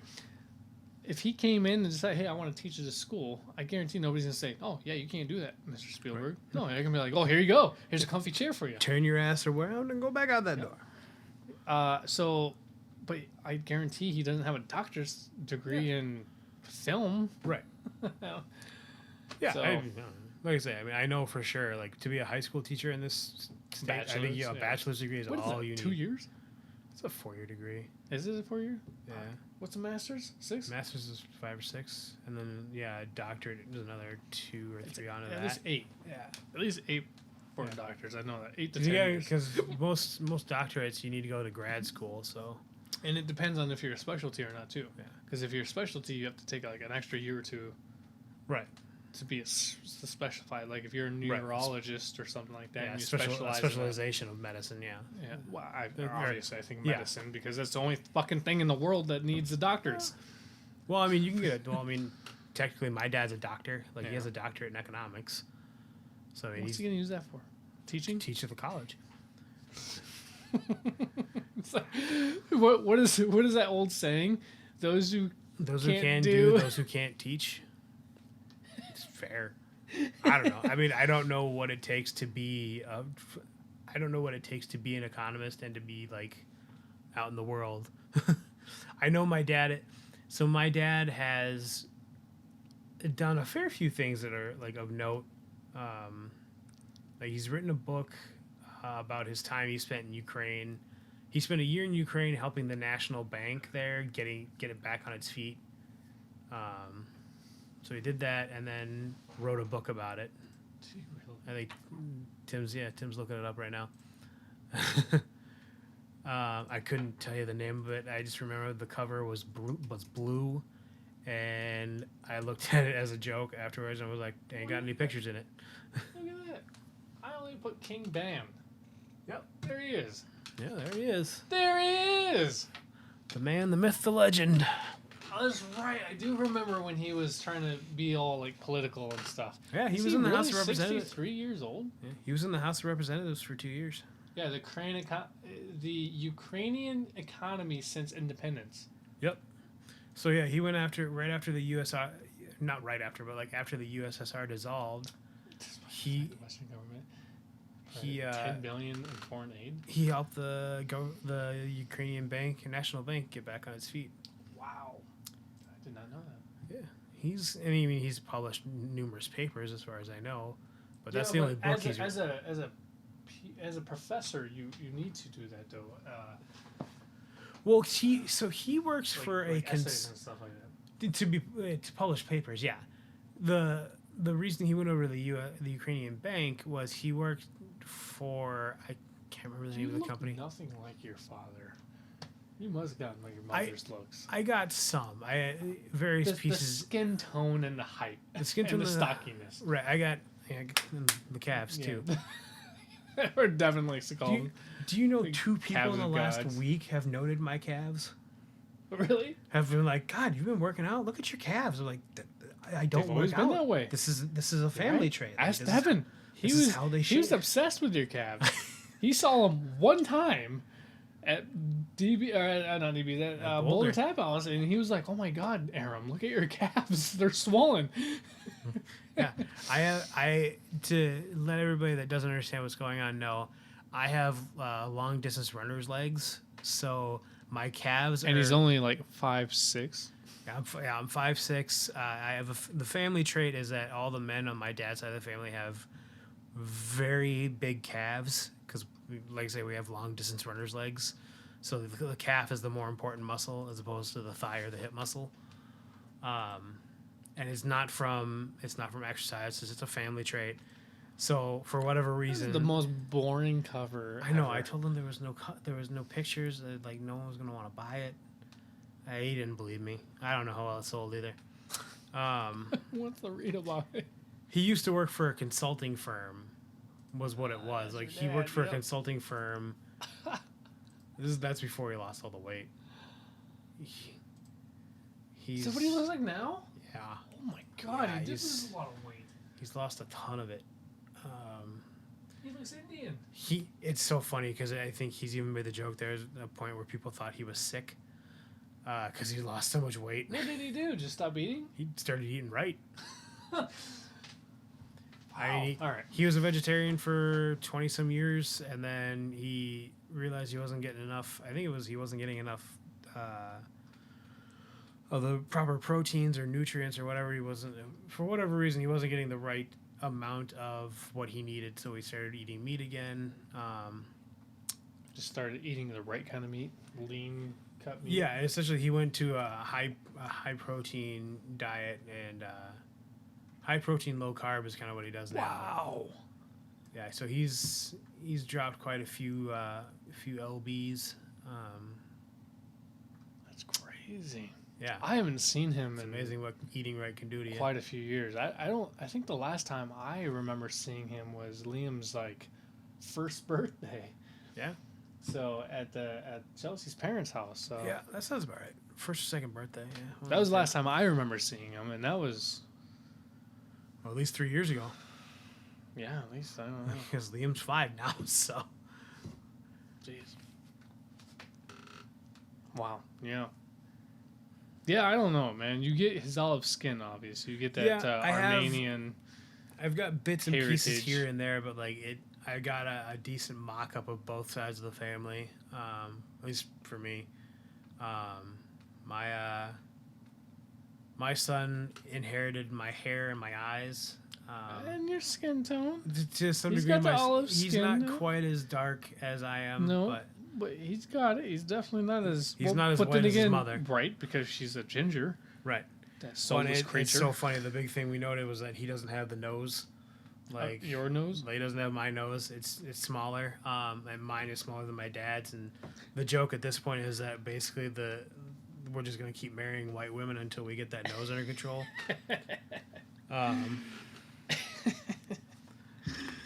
So I mean, a couple more generations, it'll even itself out. Now watch, he's gonna marry a black person. He's gonna marry a black girlfriend that he has for like 10 years to not quite get up to your 15 years, but Well, whatever keeps him happy. exactly. I don't care. I guess I never paid that much attention to what Liam's nose looks like, but If you look at it, it's definitely smaller than mine. you know. I think and he got my calves though. Yeah, I'm pretty sure he did. They're not as like extreme as mine, but that's like because he's only 5. right, exactly. He's only been You can on this definitely earth for see 5 that like years. he's got the muscle there though. Right. So New see how Girl's big been it out gets. longer than he has. Right. We started watching New Girl, that's why. I started watching that with. Maybe I started watching it on my own. I can't remember. I started watching it at one point. I got a couple seasons in, I think. I watched New Girl up to like season 5 or 6. I know there's 7 seasons, but I watched it on my own a long, long time ago, up to 5, I think, seasons. So we started watching it again last night because Kaylee and I were like, we need something new to watch because everything that we were watching before on like Hulu and Netflix and Prime and whatever, because of this whole COVID shit, it's either stopped on pause or it's just we've watched it all. And so Have you watched The West Wing? I've seen some West Wing a while ago. I know it was a show that you made me Great show. watch I a would- while ago. I love The West Wing. I don't think I Watch got it, into sit it as and much. watch it, and give it a chance. Like, It's not all funny. It's not all super serious. I have to have something that she's gonna enjoy too, though. Well, there's plenty in there for her to enjoy. I don't think she would. You know, one of the shows that I tried to get her into, and she just was Black Books. First season, I was like, that's a perfect season to get into, because that's the best season there is. Black Books. Mm-hmm. She was on her phone the entire time. She didn't really get it. So I was like, oh my god, it's not even that British. it's like American British. Like, well, Dylan Moran's Irish for one thing. Well, that's true. So it's not even full British humor. Right. It's not like it's, I don't know. They like took the Monty Python route, went a little more like absurd. Well, and they basically found a British version of Lewis Black. Like, I don't know. Lewis Black was. He was funny to me because I tend to get really into like angry comedians. Yeah, and his little Lewis Black would just yell about stuff. His little finger thing. Yep. Just remember the little finger thing. Fingers, yep. Fingers going everywhere and just up in the air, and he's like, yep. So he just. Have you ever watched him eat eggs? I've watched that episode of Comedians in Cars Getting Coffee. Yeah. Oh my god, it's like half out of his mouth. And he's also in like his 70s, I think, at this point. Is he really? Yeah, he's old. Wow. Has it been that? He's been around for a while. Jerry Seinfeld is like in his 60s. Yeah, I'm pretty sure Lewis Black is older. I don't think Lewis Black started doing comedy till he was a little older too. Pretty sure he's in his 70s. Well, he was born in 48. So that puts him at 72. Jeez. Okay. But yeah, so I mean, if you look at it, the way Dylan Moran acts on Black Books is how Lewis Black is during his stand-up. Except for that. Except he's a drunk. Well, and he's not as physically like all over the place, like spasm like Lewis Black is.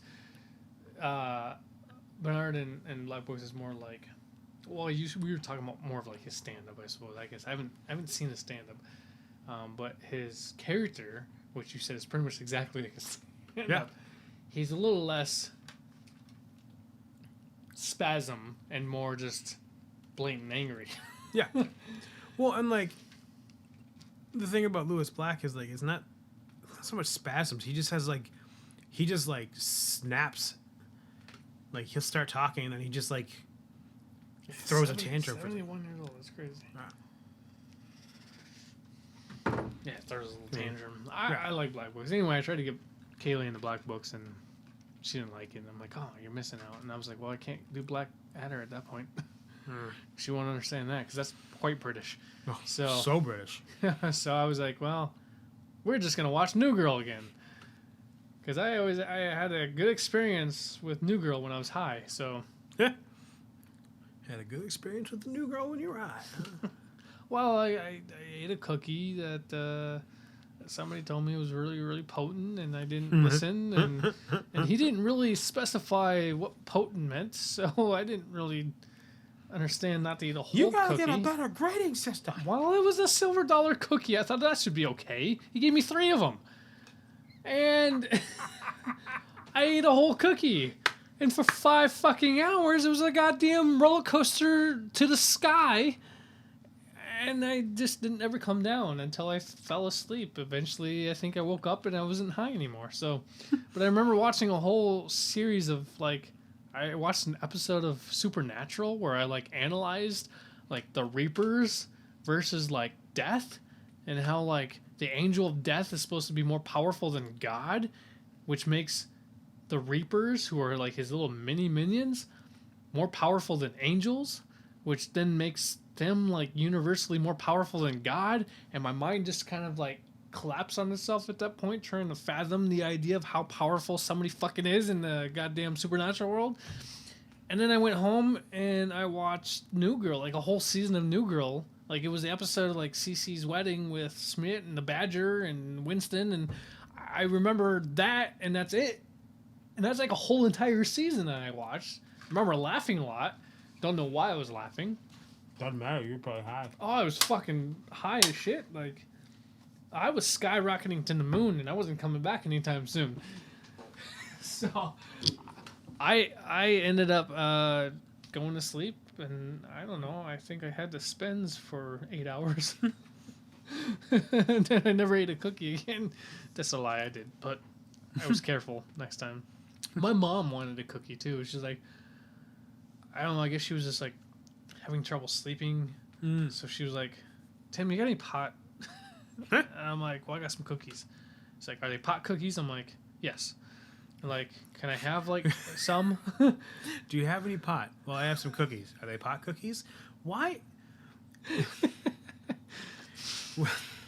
Okay. Well, I gave my mom a cookie, and I said, okay, you got to be careful with this. So my mom told me the story when she did pot, or no, when she did blow once when she was in college before she had me. She did blow and passed out. I'm like, that's the opposite of what blow is supposed to do for you. That's not how. I don't do blow, and I know that's not how that Right? works. Same here. I'm like, that's not what's supposed to happen.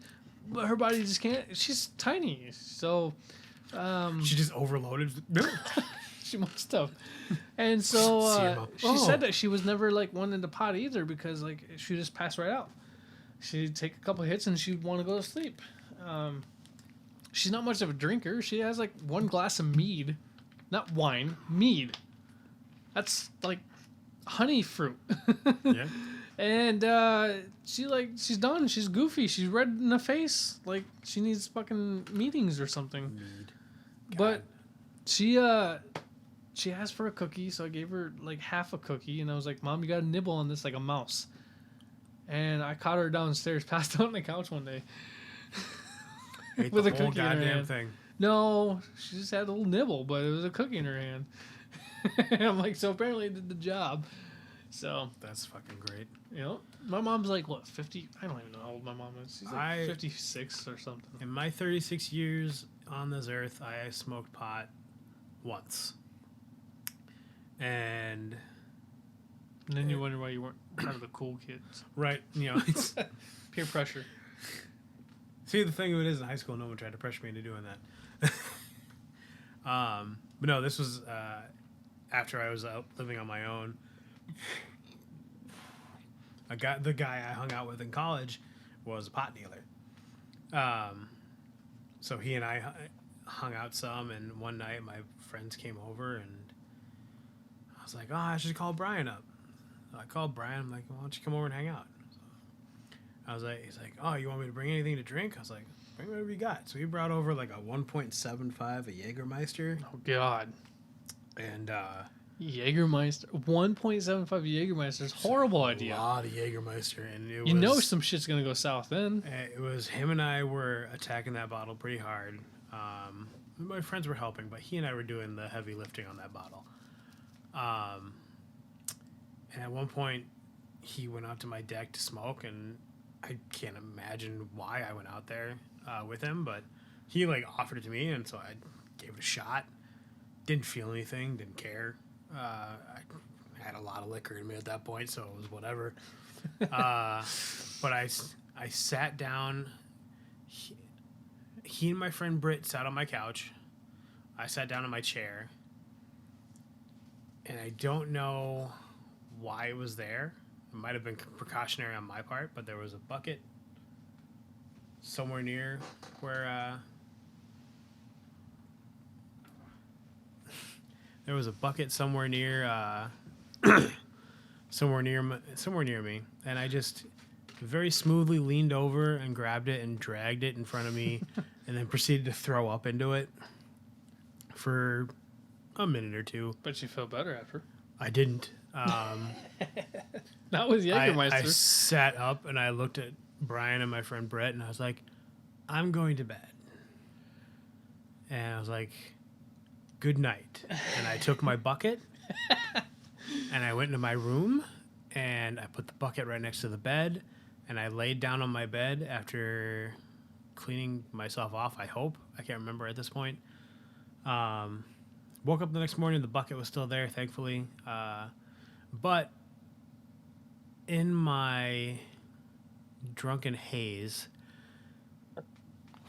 I had forgotten that the shirt I was wearing was my work shirt.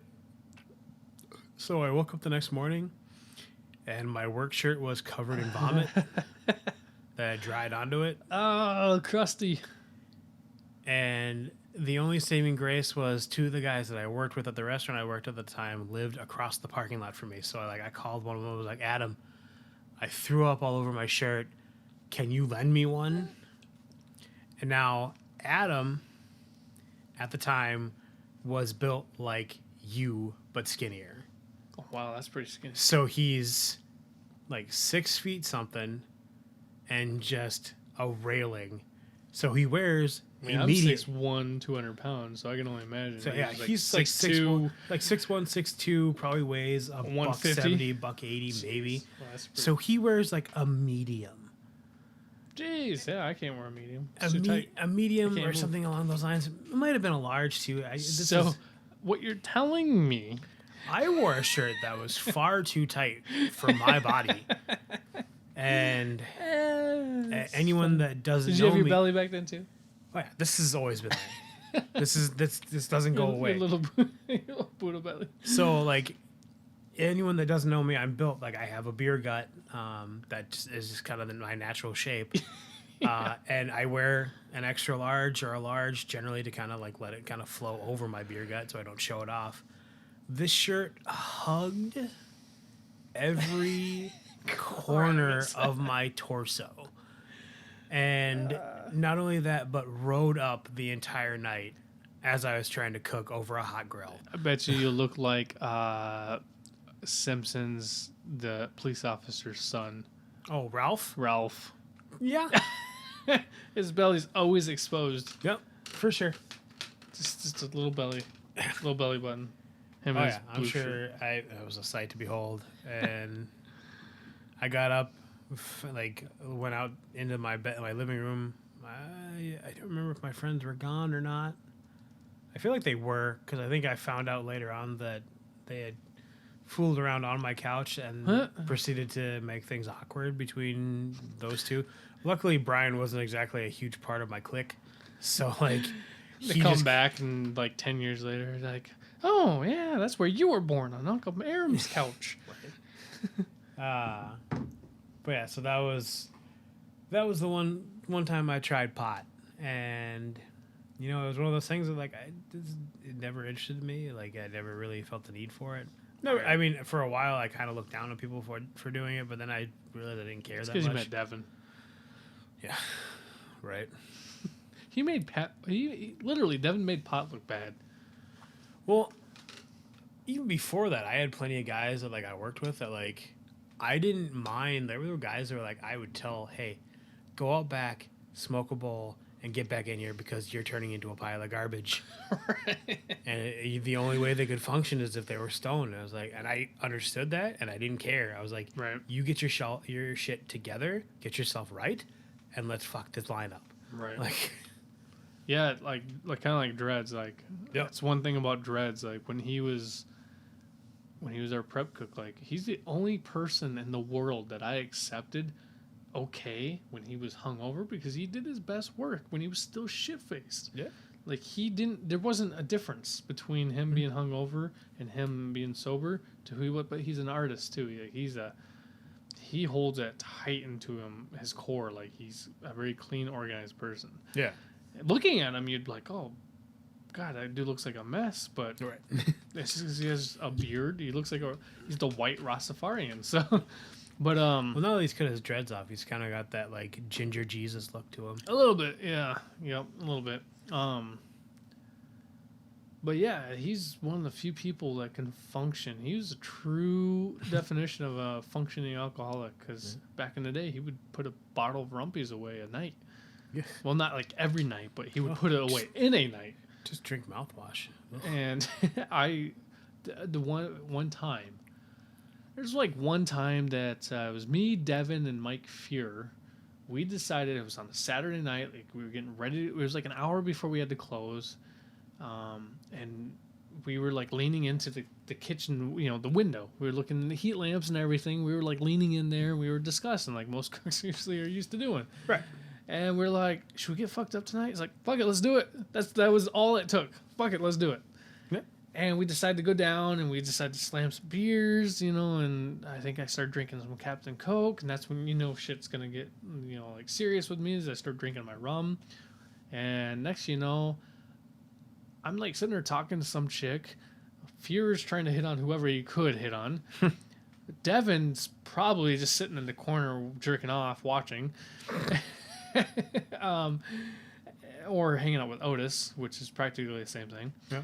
And all of a sudden I see Dreads take a step up, up on the steps. And I'm like, Dreads! It's like, shot. Just instantly, I'm like, shut up, Rumples for everyone kind of thing. That was a mistake. I can't keep up with Dreads, first of all. I made that mistake right away. I was already way over my limit, and then I started trying to do that shit. Yeah, it was pretty bad the next day. I couldn't work. Imagine, yeah. And it was, I guess it was on Saturday night. I came in Sunday night. Dreads was like, dude, you need to go get a Bloody Mary. Like, you need some alcohol on you. Because I was dead on the prep table in the back. I was like, I couldn't move. I couldn't do anything. I could barely breathe.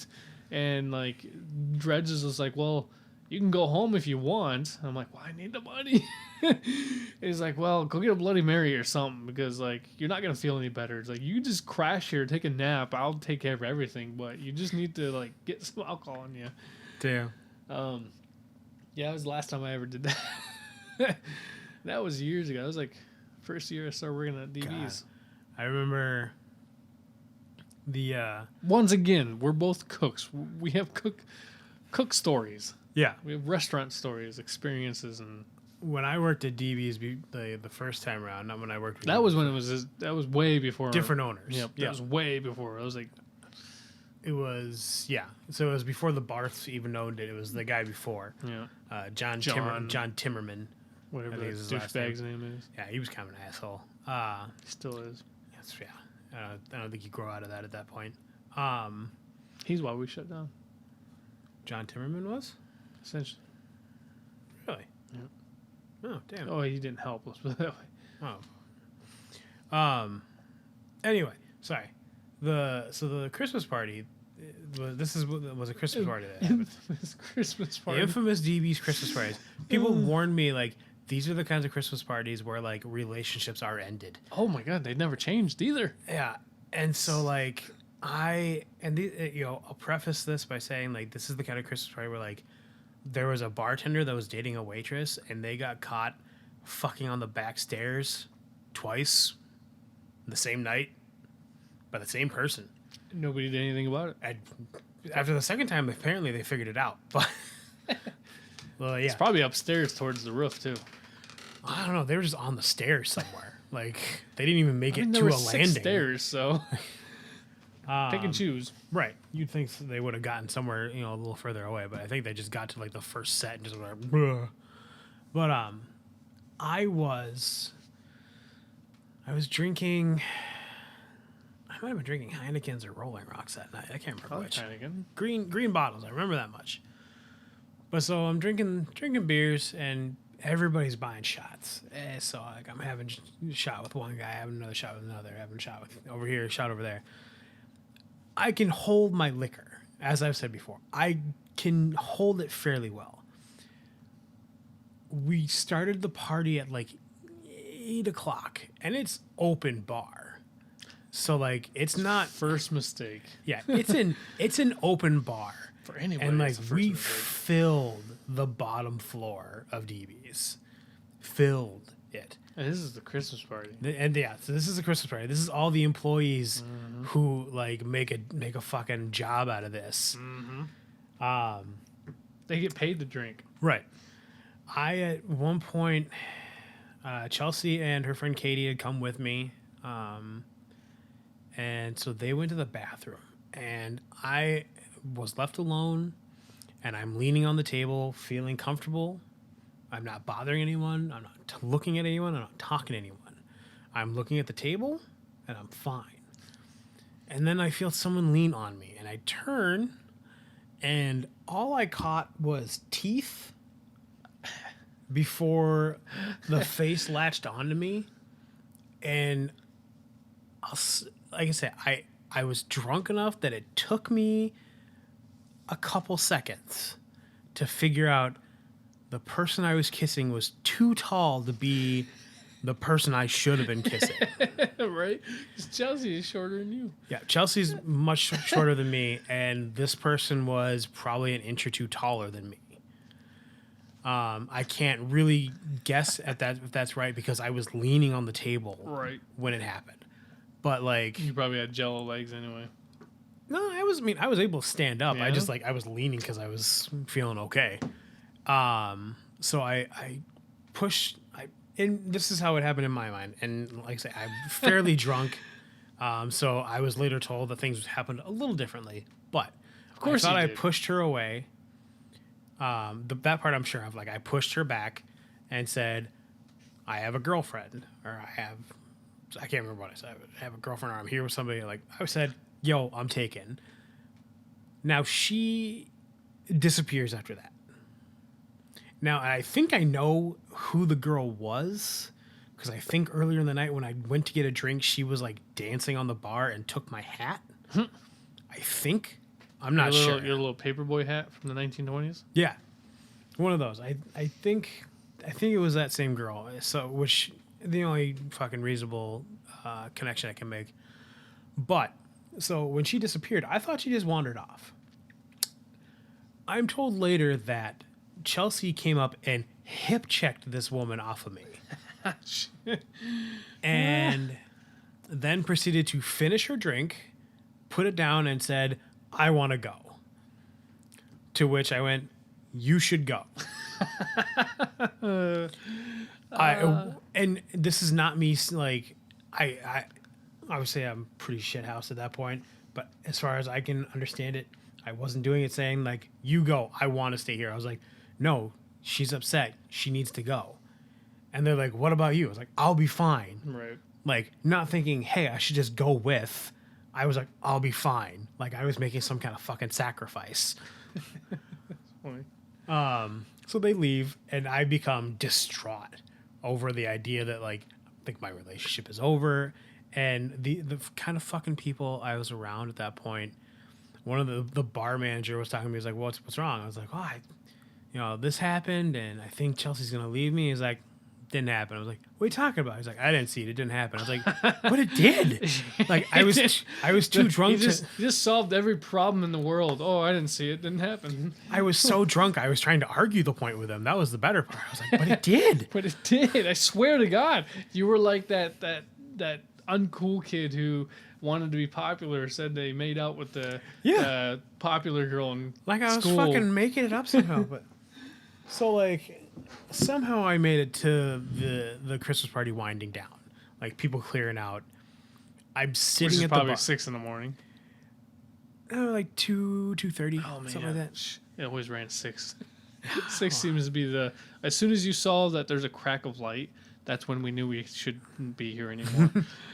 But yeah, so like I'm sitting at the bar, and I'm sitting like leaning on the bar, looking out.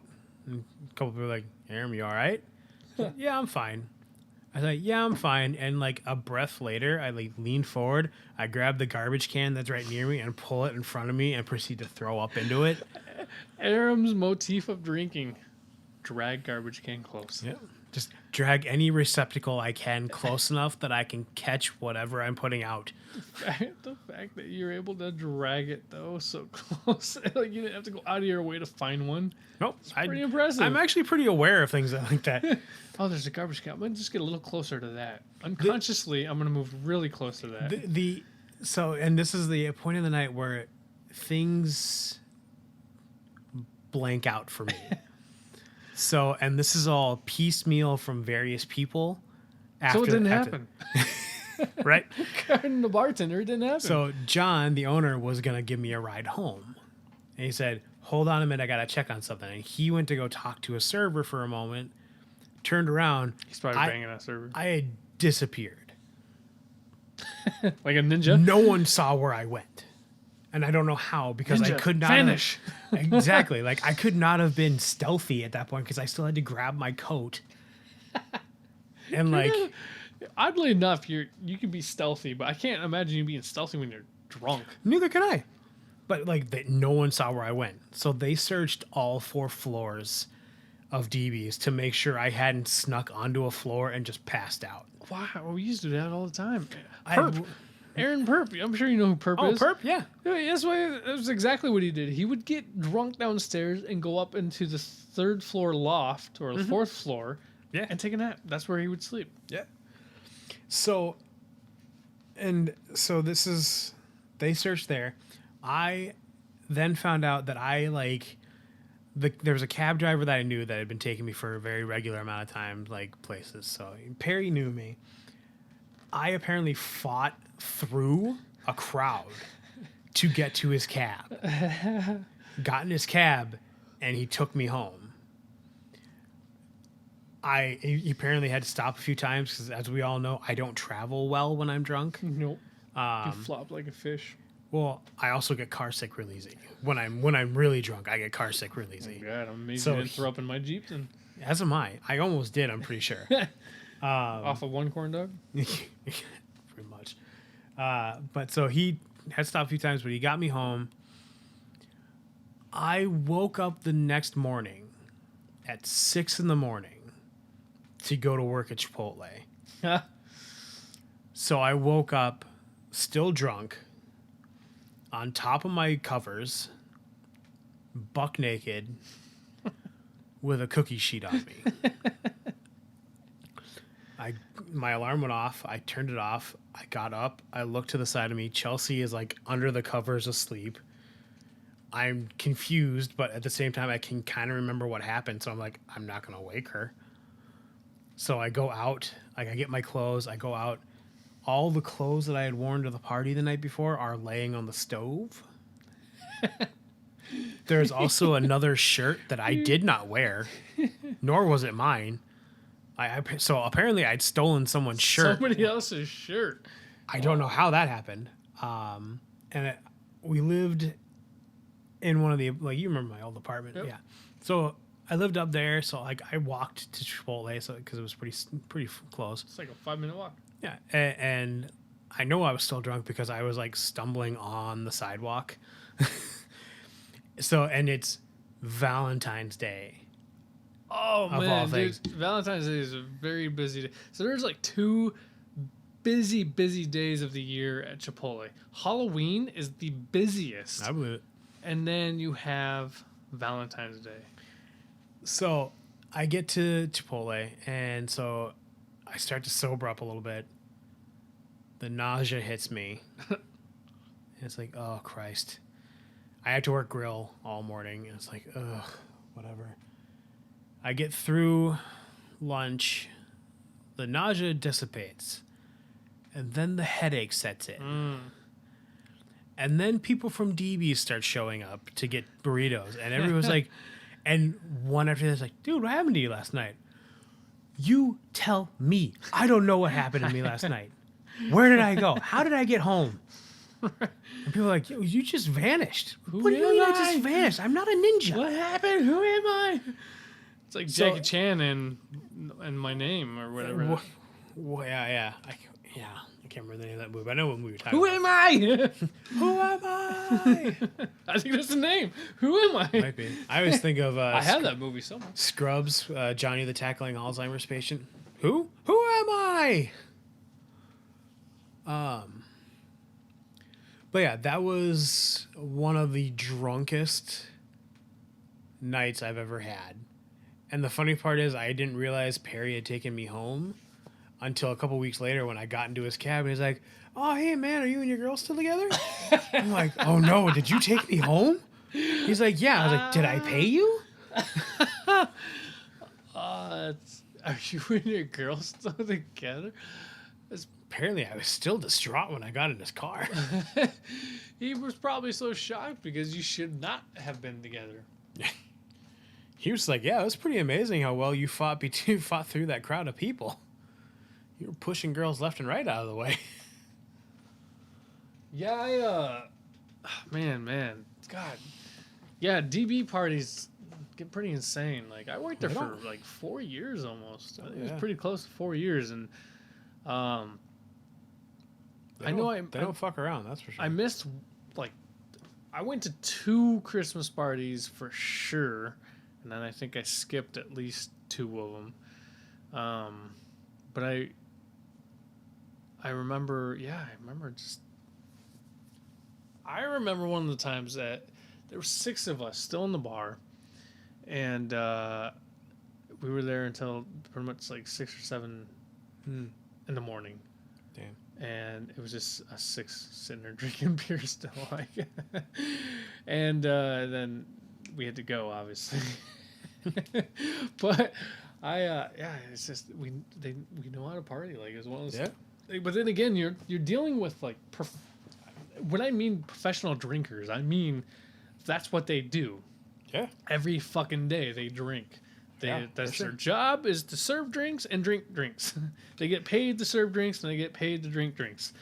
And they definitely. Bullshit. I remember there's a couple servers that I tried to party with them or go out one night with them, and there was like 6 of them. And I remember this one Alex was her name. Okay. And there's this one girl that particularly, like, I kind of just followed around because she was pretty much the one that was dragging me everywhere. And oh my God, I got my ass kicked so fast, so quick.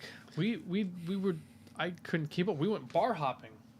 Well, Tim, that's a young man's game. You're not a young man. No, not at all.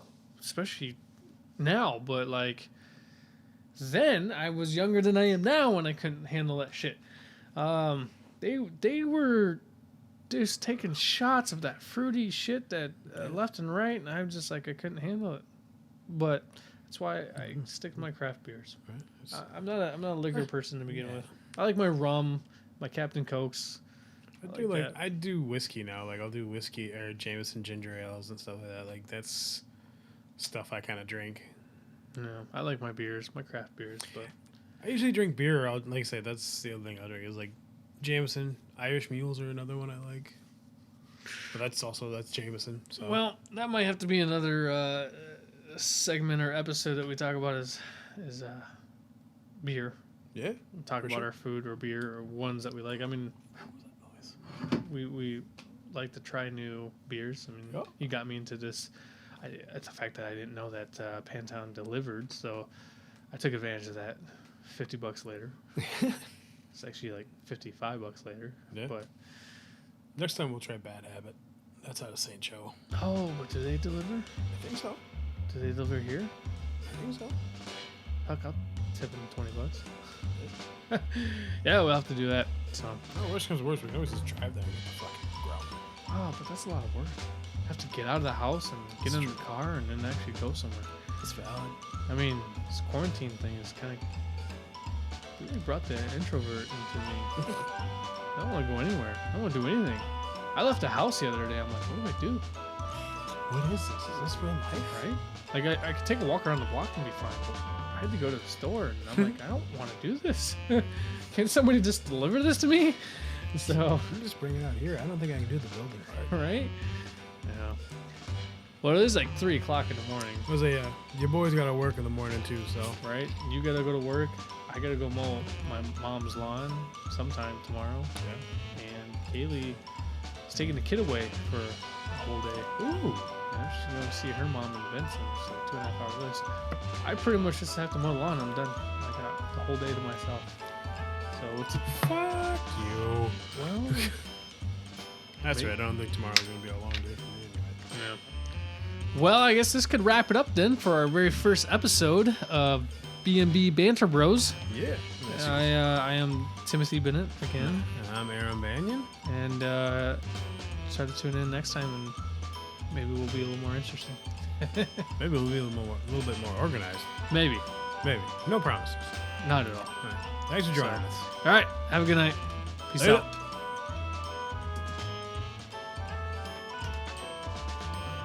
Stop.